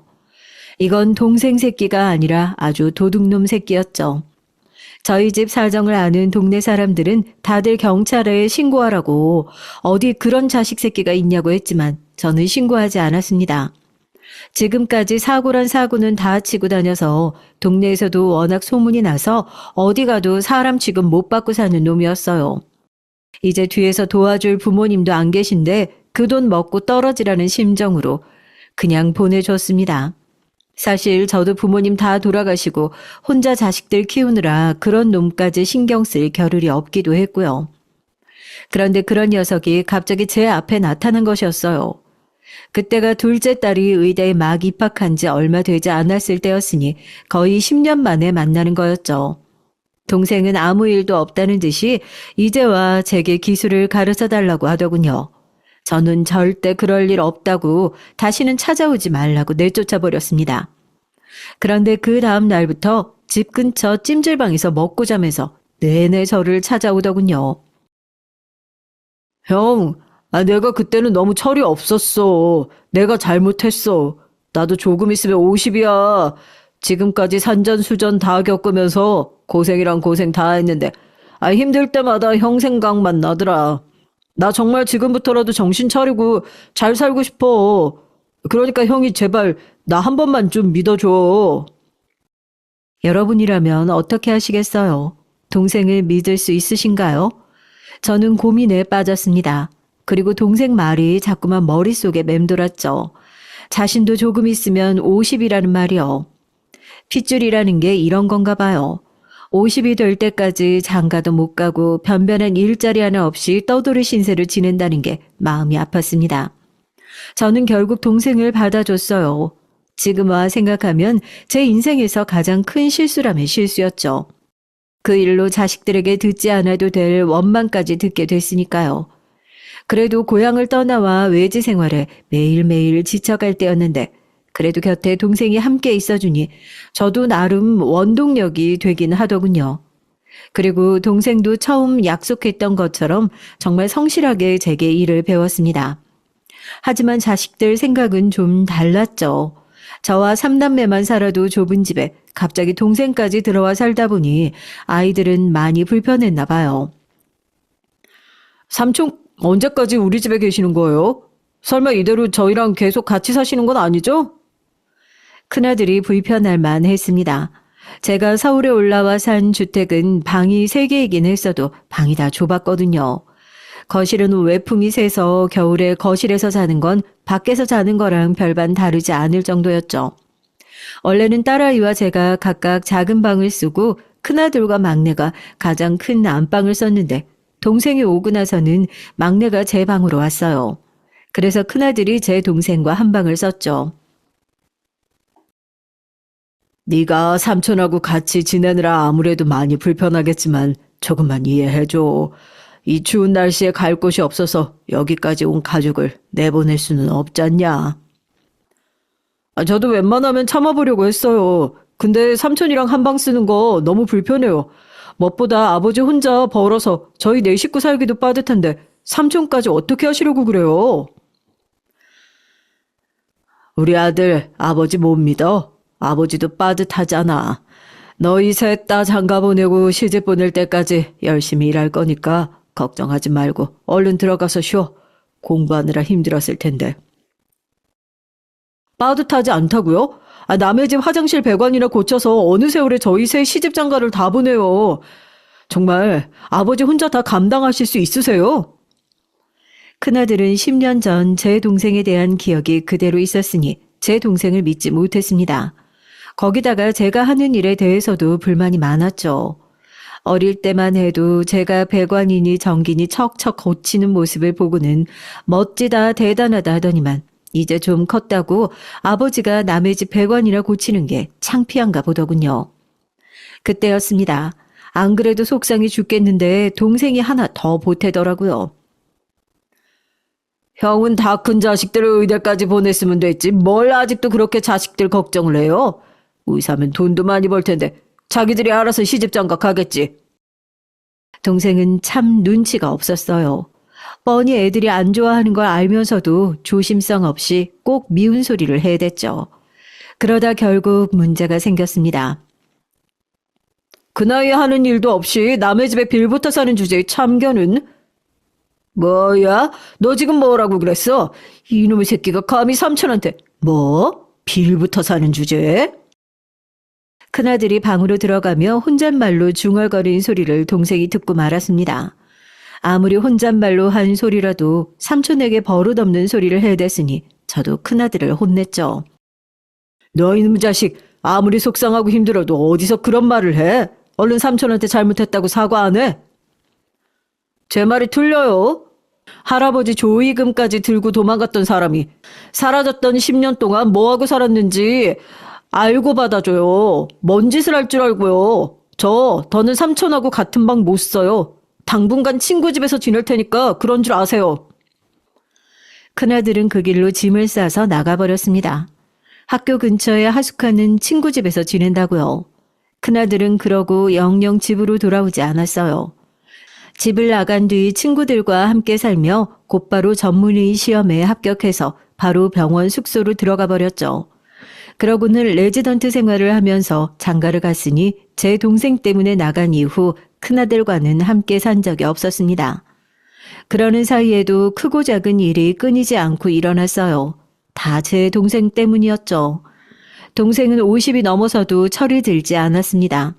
저를 쫓아다니며 기술을 배운답시고 따라다니긴 했는데 사실상 짐이나 좀 나르고 운전이나 했지 영 실력이 늘지 않더라고요. 이왕 기술을 배우기로 한 거 도배나 타일 기술이라도 좀 배워오라고 동네에 아는 인테리어 사장님께 보냈습니다. 그분도 50 넘어 인테리어 일을 시작해 환갑이 넘은 당시에 가게까지 차렸으니 나름 본보기로 삼아 열심히 해보라고 보냈죠. 그런데 일을 배우기는커녕 매일 사고만 더 쳤어요. 돈을 벌어오라고 보냈더니 사고 쳐서 물어주는 돈이 더 많았죠. 인테리어 사장님 말이 제 동생은 애초에 일머리가 없는 사람이래요. 젊을 때 제대로 일 한번 해본 적이 없는지 말귀도 잘 못 알아먹고 사람 상대할 줄도 모른다고요. 결국은 거기서도 잘려서 다시 하는 일 없이 집에서 빈둥거렸습니다. 어지간히 꼴보기 싫더군요. 그런데 하필이면 그때 동생이 대형 사고를 쳤습니다. 개가 똥을 어떻게 끊겠어요. 언제부터였는지는 모르는 사이에 동생은 하라는 일은 안 하고 동네 게임장을 드나들었나 보더라고요. 거기서 어울려 다니던 사람들한테 돈을 자꾸 빌리다 보니 사기꾼들 눈에 든 거죠. 머리는 나빠 보이고 가진 것도 없어 보이니 사기꾼들이 제 동생을 이용한 겁니다. 어느 날 경찰이 집에 찾아왔더라고요. 동생이 도박장을 개설하고 운영했다면서 조사할 것이 있으니 동행해야 한다고요. 저는 놀라서 동생에게 무슨 일이냐 나무랐는데 동생은 억울해했습니다. 자신이 한 게 아니라고요. 당시에 집에 둘째 딸과 막내 아들이 있어서 그 꼴을 다 보고 말았죠. 이게 다 제 잘못이었습니다. 큰아들 말이 맞았어요. 그때 큰아들이 아니라 제 동생 새끼를 내보냈어야 했는데 핏줄이 뭐라고 제가 실수를 했죠. 동생에게 사기치기로 작정한 사기꾼들이 도박장에 빚을 진 제 동생에게 빚을 빌미로 이름을 빌려 썼나 보더라고요. 그러고는 동생에게 잘못을 다 뒤집어 씌우고 도망간 거죠. 불법 도박장은 개설만 해도 5년 이하 징역에 벌금이 몇 천만 원이라네요. 동생은 이렇게 큰 잘못을 저질러 놓고도 자기 잘못이 아니라고 억울해하고만 있었습니다. 저는 곧바로 변호사를 찾아갔죠. 그런데 이미 증거가 너무 확실해서 이대로 가만히 있다가는 실형을 살 수도 있겠다고 하더군요. 저도 당시에 수중에 있는 돈이라고는 정말 애들 등록금밖에 없었어요. 벌금이 얼마나 나올 줄은 모르겠지만 그 돈을 벌금으로 다 내고 나면 아이들 등록금이 걱정이었습니다. 형, 나도 내가 정말 왜 이러는지 모르겠어. 나 한 번만 도와줘. 하나밖에 없는 동생 이대로 깜빵 보낼 거야? 저는 동생이 한심하고 너무 미워서 태어나 처음으로 동생에게 손찌검을 했습니다. 이 미친놈아, 도대체 언제까지 이렇게 살래? 부모님이 하늘에서 보면 얼마나 속상해 하시겠어. 네가 이제 하다 조카들 등록금까지 날리게 해. 답답한 저는 동생에게 달려들어 머리통이고 등이고 닥치는 대로 때렸습니다. 그래 봐야 뭐 하겠어요. 어차피 방법은 없는걸요. 저는 결국 자식들에게 있는 그대로 말을 했죠. 아무리 미워도 삼촌을 전과자로 만들 수는 없으니 이번 학기만 학자금 대출을 좀 알아보자고요. 둘째 딸과 막내는 노발대발 난리가 났습니다. 이럴 줄 알았다면서요. 아버지는 도대체 왜 그래? 할머니도 할아버지도 포기한 삼촌을 아버지가 어떻게 바꾸겠다고 데리고 살다가 이 지경을 만드냐고. 공부하기도 힘들어 죽겠는데 이제 나더러 등록금 걱정까지 하라는 거야? 너희는 걱정할 필요 하나도 없어. 아버지가 다 알아서 할 테니까 너희는 공부만 해. 집안 꼴이 이 지경인데 무슨 공부를 해? 누나나 형 공부할 때는 안 그러더니 나 이제 본과 들어가는데 불안하게 자꾸 이래야겠어? 안 그래도 공부하느라 매일 힘들어하는 애들에게 민폐를 끼쳤으니 저는 어떻게든 제가 해결하겠다고 했습니다. 지금 생각해보면 그러지 말았어야 했어요. 부모라고 등록금이고 뭐고 다 내주는 게 당연한 게 아닌데 저는 지금까지 그게 당연하다고 생각하며 제가 무리해서라도 자식들 일이라면 뭐든 해주려고 아등바등 살았던 거죠. 자식들 마음을 이해 못하는 건 당연히 아니었습니다. 하지만 돈이야 빌려서라도 어떻게 해결하면 되지만 50 넘은 동생을 제 손으로 감옥에 보낼 수는 없었잖아요. 저는 우선 동생 일을 해결했습니다. 그리고 건물 담보로 대출은 받아 급한 불부터 껐죠. 그런데 그게 또 화근이 돼서 큰아들이 난리를 치더군요. 저 와이프랑 병원 나와서 개업할 거라고 건물 담보로 대출 좀 해달라고 할 때는 모르는 척 하시고는 삼촌이 사고 치니까 바로 대출 받으셨다면서요? 그렇게 말하면 안 되지. 너 결혼할 때 꼭 아파트 들어가야 한다고 해서 아버지가 있는 돈 다 끌어다 해줬잖아. 그리고 병원 얘기했을 때도 우리 건물 2층 얘기했더니만 네가 안 들어온다며. 네, 그랬습니다. 큰아들 결혼할 때 사실 제가 아파트까지 해줄 여유는 안 돼서 빌라를 알아보고 있었는데 상견례 자리에서 사돈댁이 아파트가 아니면 안 된다고 하시더라고요. 명색이 둘 다 의사인데 빌라가 말이 되냐고요. 할 수 없이 전세로라도 무리해서 장가를 보냈습니다. 다 쓰러져가는 건물에 근처에 지하철역도 하나 없는데 누가 여기서 병원을 해요? 멀쩡하게 잘 다니던 대학원을 그만두고 며느리와 둘이 개업을 하겠다면서 제게 건물 담보로 대출을 받아달라더군요. 저도 그건 당연히 안 된다고 말하려고 했는데 제가 말하기도 전에 이미 둘째, 셋째가 난리가 났어요. 제가 말씀드렸었죠. 셋 다 아주 욕심이 많다고요. 왜 큰오빠만 개업을 해주냐면서 그러면 똑같이 해줘야 한다고 말도 안 되는 소리를 했죠. 이 건물이든 내 동생 일이든 너희는 상관없는 일이니 참견하지 마. 앞으로 내가 다 알아서 할 테니까. 저는 참다 한마디 했습니다. 저도 살기 팍팍하고 피곤한데 다 큰 자식들 사정까지 일일이 다 알고 싶지 않았어요. 그래서 다시는 제 건물 가지고 이러쿵저러쿵 얘기하지 말라고 경고했습니다. 더는 자식들 눈치 보며 살지 않겠다 다짐했고요. 그런데 세상 일이라는 게 어디 제 마음처럼 되나요? 시간이 흘러 어느새 삼남매는 모두 다 의사 선생님이 됐어요. 그리고 몇 년 전까지만 해도 좁게만 보였던 집이 텅 비어버렸습니다. 저와 동생만 남고 다들 독립해 나갔죠. 첫째 아들에 이어 둘째 딸도 제 짝 만나 시집 갔어요. 막내 아들은 다니는 병원이 집에서 멀다며 오피스텔을 구해 나갔습니다. 저는 시원하면서도 한편으로는 기분이 묘했어요. 시간이 너무 쏜살같이 지나간 것 같아서요. 그런데 그건 제 생각이었나 봐요.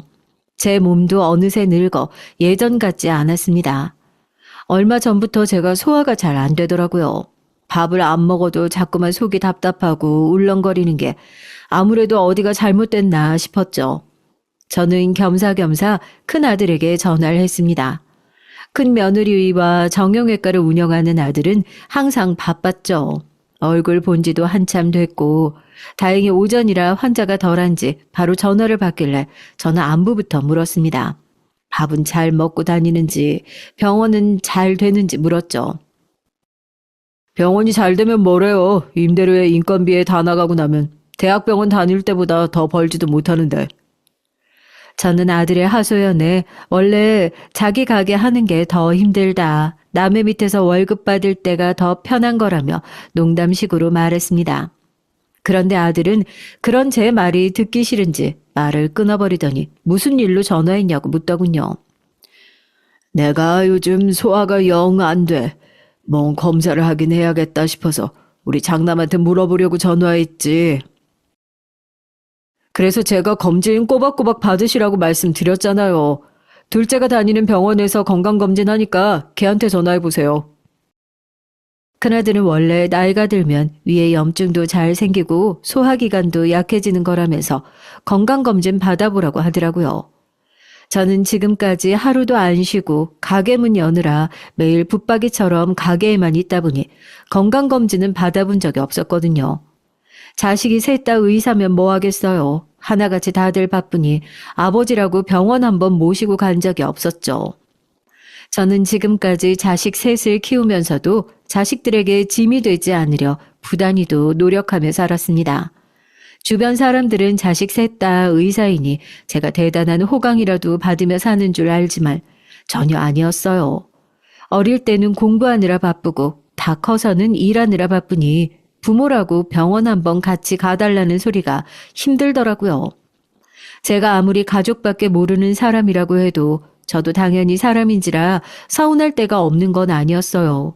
항상 주기만 하는 사람은 주는 게 당연한 거라 여기는지 제가 힘든 얘기하거나 지나가는 말로 몸이 좀 안 좋다고 해도 항상 자식들은 대수롭지 않게 여기는 것 같았습니다. 저는 망설이다 둘째 딸에게 연락했어요. 둘째가 다니는 병원에서 건강검진 좀 해야겠다고요. 내시경 하시면 정신도 없는데 뭐하러 이 멀리까지 와요? 가까운 동네 병원에 예약해 드릴 테니까 그 동네에서 받으세요. 나도 가까운 데서 받으면 좋지. 근데 내시경 하려면 보호자가 있어야 하고 비용도 많이 드는데 너희 병원에서 하면 가격도 저렴하고 좋잖아. 거기다가 네가 옆에 있으니까 아버지도 마음 편하고. 비용이든 보호자든 사실 제게 그런 게 문제는 아니었습니다. 제가 돈이 없어서 검사를 못 받는 것도 아니고 보호자도 동생 데리고 가면 돼요. 하지만 저도 한 번은 자식들이 제 보호자가 되어 저를 좀 챙겨줬으면 하는 마음이 들더라고요. 다른 부모들처럼 말이죠. 그런데 자식들은 제가 걱정되지도 않나 봅니다. 매사에 자기들 일이 먼저였죠. 아버지, 저 외과 의사예요. 아버지 검사 받으러 오셔도 수술 들어가면 바빠서 가보지도 못하는데 뭐로 여기까지 와요? 제가 아는 병원에 예약해 드릴 테니까 돈 걱정 말고 삼촌이랑 같이 가세요. 제가 마음이 약해지기는 약해졌는지 별거 아닌 말에도 마음이 안 좋고 서운하더라고요. 저는 그럼 그냥 나중에 받겠다고 했어요.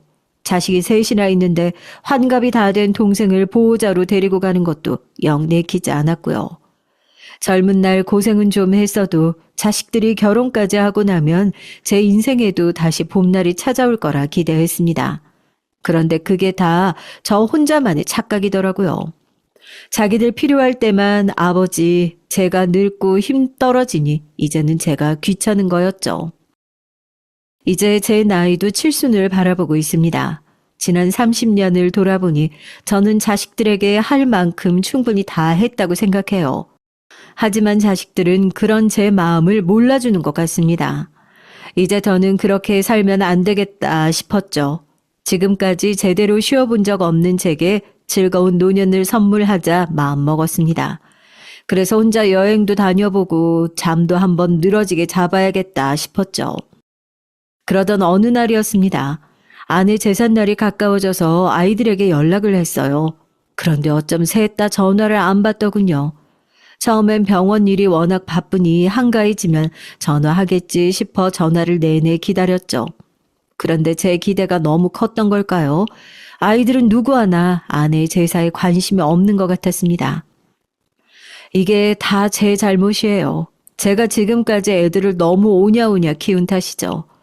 저도 더는 참을 수 없었습니다. 지금까지 차곡차곡 쌓여있던 화가 끓어오르더라고요. 이미 늦었을지도 모르지만 지금이라도 바로잡아야 한다고 생각했습니다. 지금 와 생각하면 자식들에게 눈치 아닌 눈치를 봤던 것 같아요.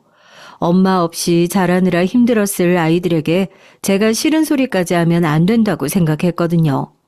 그래서 잔소리 한번 제대로 한 적이 없었죠. 괜히 제삿날이라고 바쁜 아이들더러 와서 음식 준비 같이 하자는 말도 못하고 남들은 다 모이는 명절에도 다 같이 모여 밥 한번 먹자고 말도 못했죠. 하지만 이번만큼은 그냥 넘어가지 않겠다 굳게 마음을 먹었습니다. 그래서 제가 단호하게 말했어요. 이번 제사는 누구 하나 빠지는 것 없이 다 모이라고요. 그런데 제 말에도 자식들은 말이 많았습니다. 수술이 있네, 환자가 많네라면서 안 된다는 식이었죠. 저는 그 얘기를 듣는데 더 화가 났어요. 1년에 딱 하루인데 자식이라는 놈들이 어떻게 매년 자기들 어머니 제삿날도 모르나 싶어서요. 저는 욱해서 질러버렸습니다. 그딴 핑계는 다 개나 주라고요. 이젠 아버지도 늙어서 너희 엄마 제사 더는 혼자 못 지내겠다. 올해부터는 너희가 한 사람씩 돌아가면서 지내. 이번엔 큰아들 먼저 알아서 준비해. 내가 날짜 맞춰서 너희 삼촌이랑 갈 테니까. 이번 제사에 안 오는 놈은 자식으로 인정도 안 하고 호적에서도 파버릴 거라고 제가 아주 강력하게 말했습니다. 제가 처음으로 말도 안 되는 억지를 부리며 화를 낸 덕분일까요? 웬일로 자식들이 큰아들네 다 모였더군요. 며느리랑 아들이 대충 음식도 준비하긴 한 것 같았죠. 저는 물색 없이 아이들 얼굴을 보니 또 좋았습니다. 이렇게 다 모이기만 해도 행복했어요. 그런데 자식들은 아닌가 보더군요. 제사가 끝나고 식사 준비하는데 딸이 제게 퉁명스러운 목소리로 투덜거렸어요. 바쁜 자식들 고집 부려서 이렇게 모아놓으니까 좋으세요? 너희가 언제 안 바쁜 적 있어? 지금까지 너희 공부한다는 핑계로 엄마 제사는 이 아버지 혼자 다 했잖니. 뒤늦게라도 자식 노릇한다고 생각하고 앞으로는 너희가 알아서들 해. 저는 마음을 굳게 먹고 제 생각대로 얘기했습니다. 제가 동생 하나 잘못 둔 죄로 이날까지 동생 끼고 살면서 자식들을 조금 불편하게 했을 수도 있어요. 그렇다고 제가 부모로서 자식에게 해줄 거 안 해주고 힘들게 한 적은 없잖아요. 그것만큼은 자신할 수 있었죠. 그런데 자식들 생각은 달랐나 봅니다. 자기들 엄마 제사상 한번 차리라고 했다고 아주 궁시렁궁시렁 말이 많더군요. 아버지는 자식들 생각은 안 하세요? 제가 저번에 건강검진 못 가드렸다고 삐져서 이러시는 거예요? 저는 결국 터져버리고 말았습니다. 지금까지 참고 산 세월이 몇 년인데 제 앞에서 어떻게 그런 말을 할 수 있을까 싶어서요. 지금까지는 아내 없이 자식 셋 혼자 건사하며 사고문치 동생 뒤치다거리 하는 거 바로 옆에서 봐놓고도 자식이라는 놈들이 어떻게 저렇게 말할 수 있나 싶었습니다. 너 말 잘했다. 그럼 이 아버지가 매일 네 병원에 가는 것도 아니고 딱 하루 가서 검사 좀 하겠다는데 그 잘난 수술 핑계대면서 못 오게 하는 게 말이나 되냐? 다 네가 귀찮아서 그러는 거잖아. 아버지가 모를 것 같아? 제 말에 둘째 딸만이 아니라 다른 자식들까지 합세해서 저를 몰아붙이더군요. 아버지, 이제 와서 이러시는 거 너무 웃기지 않으세요? 우리한테 해준 게 뭐가 있다고 그러세요? 뭐야? 내가 왜 해준 게 없어? 지금 네가 사는 이 집 내가 해준 게 아니면 누가 해준 건데? 결혼할 때 해주신 이 집이요? 고작 전세해 주시고 지금 생색내시는 거예요? 뭐야? 내가 나는 먹고 살기 힘들어도 너 생각해서 기껏 무리해서 해줬더니만 뭐 생색? 내가 지금까지 네 놈한테 해준 거 다 생색 좀 내볼까? 그렇게 생색내고 싶으시면 제발 그 건물 좀 파세요. 어차피 나중에 주실 거 장남 힘들 때 좀 도와주시면 좋잖아요. 뭐? 왜 이럴 때만 장남이야? 오빠는 처가에서 도와줘서 개업이라도 했지만 난 아직도 대학병원에서 힘들어 죽겠거든? 아버지 건물 팔면 나 줘. 알았지? 자식들은 갑자기 저들끼리 싸우고 난리가 났습니다. 그 잘난 의대 나와서 명색이 의사 선생이라는 것들이 그깟 다 쓰러져가는 집 하나 가지고 싸우고 있었어요. 저는 그 순간 망치로 머리를 한 대 얻어맞기라도 한 것 같았죠. 제 자식들은 영화에서나 보던 좀비 새끼들 같았습니다. 혼자 힘으로 지금까지 버티며 살아온 아비를 뼈까지 씹어 먹어야 아주 직성이 풀리는 놈들이었죠. 지난 세월 제 인생을 다 갈아 넣어 키워놨더니만 기껏 한다는 소리가 제가 해준 게 뭐가 있냐네요. 아버지, 이 자리에서 똑바로 얘기하시고 가세요. 그 집 팔면 무조건 셋이 나눠주는 거예요. 형이라고 더 주고 누나라고 더 주면 저 다신 아버지 안 봐요. 내가 이 집에서 큰 소리 칠 주제는 안 된다는 거 알지만 명색이 의사라는 놈들이 해도 너무한다. 어쩜 아버지 앞에서 그딴 소리를 해.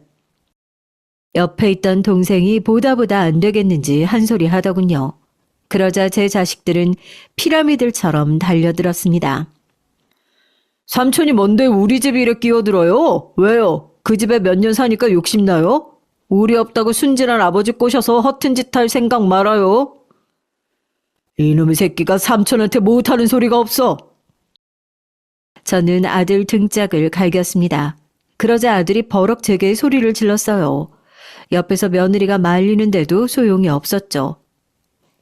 지금 저 사기꾼 같은 인간이 자식보다 중요하다고 감싸는 거예요? 아버지, 도대체 왜 이러세요? 하다 이제 정신줄까지 놓으신 거예요? 아, 그만 가세요. 아내 보기 쪽팔려서 안 되겠어요. 자식이라는 놈이 아버지가 창피하답니다.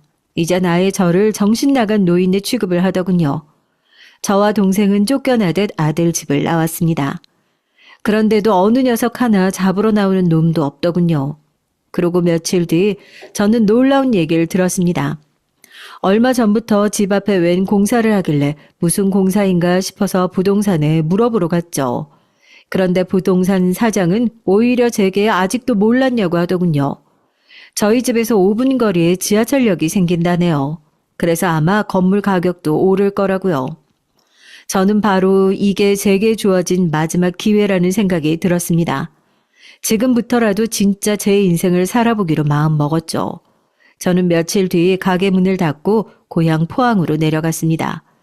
서울에 올라온 이후 처음으로 셔터를 내리는 저를 보고 동네 사람들은 웬일이냐고 무슨 일 생겼냐고 걱정을 했죠.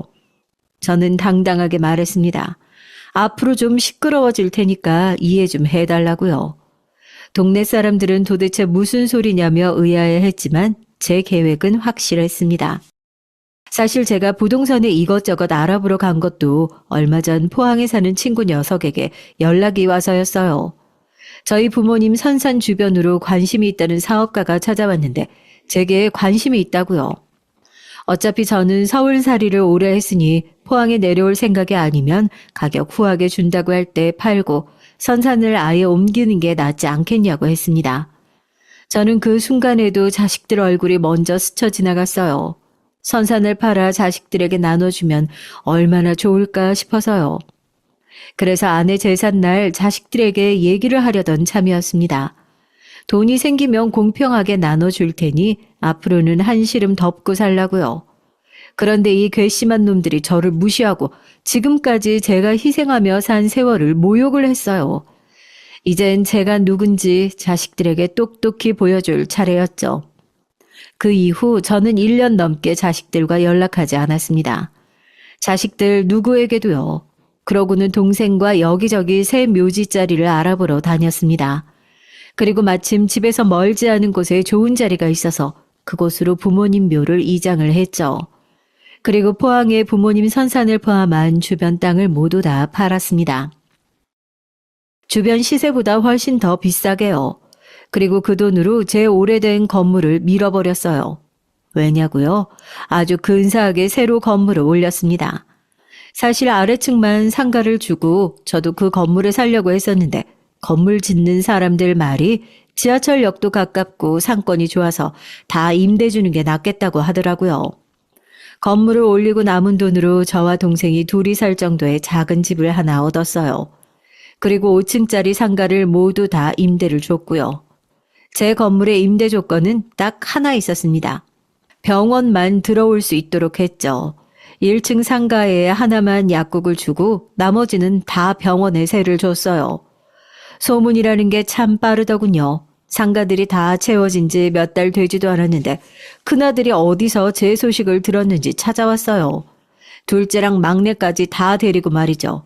자식들은 제가 새로 지은 건물을 보고는 놀라서 난리가 났습니다. 아버지, 이게 뭐예요? 저희가 개업 좀 해달라고 할 때는 돈 없다고 모르는 척 하시더니. 웃기지 마. 의대까지 등록금 한 번 밀리는 거 없이 몇십 년을 뒷바라지 해줬으면 고마운 줄 알아야지. 내가 너희 호구냐? 개업까지 해주게. 아버지, 도대체 돈이 어디 있어서 이렇게 큰 건물을 올리셨어요? 저희 모르게 숨겨놓은 재산이라도 있으신 거예요? 설마 지금까지 저희 속이셨어요? 속이긴 뭘 속여? 내가 내 돈 가지고 건물 지어서 새 받아먹으면서 알아서 살겠다는데 뭐가 이렇게들 말이 많어? 지금까지 연락 한 번 없다가 어디서 제가 건물을 올렸다는 소리를 듣고 찾아와서는 한다는 소리가 참으로 어이가 없었죠. 제 자식들이지만 이 정도로 정신 나간 놈들인 줄 몰랐어요. 이런 싸가지 없는 놈들을 봤나? 너희들이 의사가 됐다고 나한테 용돈을 한 번 줬냐? 맛있는 거 한 번 사주기를 했냐? 너희들 셋 다 내 말 잘 들어. 난 너희한테 부모로서 할 만큼 다 했어. 이 순간부터 너희 부모 노릇은 사표 낼 테니까 우린 이제 남남이다. 아무리 그래도 의사 자식이 셋이나 있는데 아버지 건물에 버젓이 다른 의사들이 들어와서 병원한다는 게 말이 돼요? 그게 왜 말이 안 돼? 계약서에 사인만 하면 되는 일인데. 너희도 앞으로 내 건물에 볼 일 있거든 합당하게 부동산에 연락해서 계약하고 임대료 내고 들어와. 저는 제 할 말만 하고는 건물 안으로 들어와 버렸죠. 그때 둘째 딸이 제 뒤를 졸졸 쫓아 들어왔어요. 그러더니 제 팔을 붙잡더군요. 아버지, 제가 아버지 닮아서 보는 눈이 기가 막힌 거 아시죠? 이 건물 몫이 너무 좋아요. 이 앞에 지하철역이 생길 거라고 누가 알았겠어요. 가만 보니까 성형외과가 하나도 없더라고요. 저한테 기회 주시면 제가 이 건물 퀄리티 확 올려드릴게요. 누나, 어디서 선수를 쳐? 아버지, 요즘은 정신과가 대세인 거 아시죠? 저는 큰 자리도 필요 없어요. 저기 엘리베이터 앞에 작은 자리 하나만 좀 빌려주세요. 어머니 장남이 버젓이 있는데 너희들은 뭐야? 아버지, 어딜 가나 경력자 우대인 거 아시죠? 저 벌써 개인 병원만 5년이 넘었어요. 저한테 맡기시면 제가 평생 아버지 책임질게요. 앞으로는 저희 집에서 같이 사세요. 얼씨구 웃기구들 있네. 내 말 못 들었니? 나 사표 냈대니까. 나 이제 너희 아버지 아니고 건물주니까 필요하면 부동산에 얘기해. 그리고 예정을 생각해서 내가 시세보다는 5% 싸게 빌려줄게. 자식들은 그게 말이 되냐면서 제게 한 번만 다시 생각해보라며 애원을 했습니다. 저는 듣기 싫어서 관리실 직원에게 외부인은 철저히 못 들어오게 하라고 자식들을 내쫓았어요. 그날 이후 자식들은 완전히 달라졌습니다.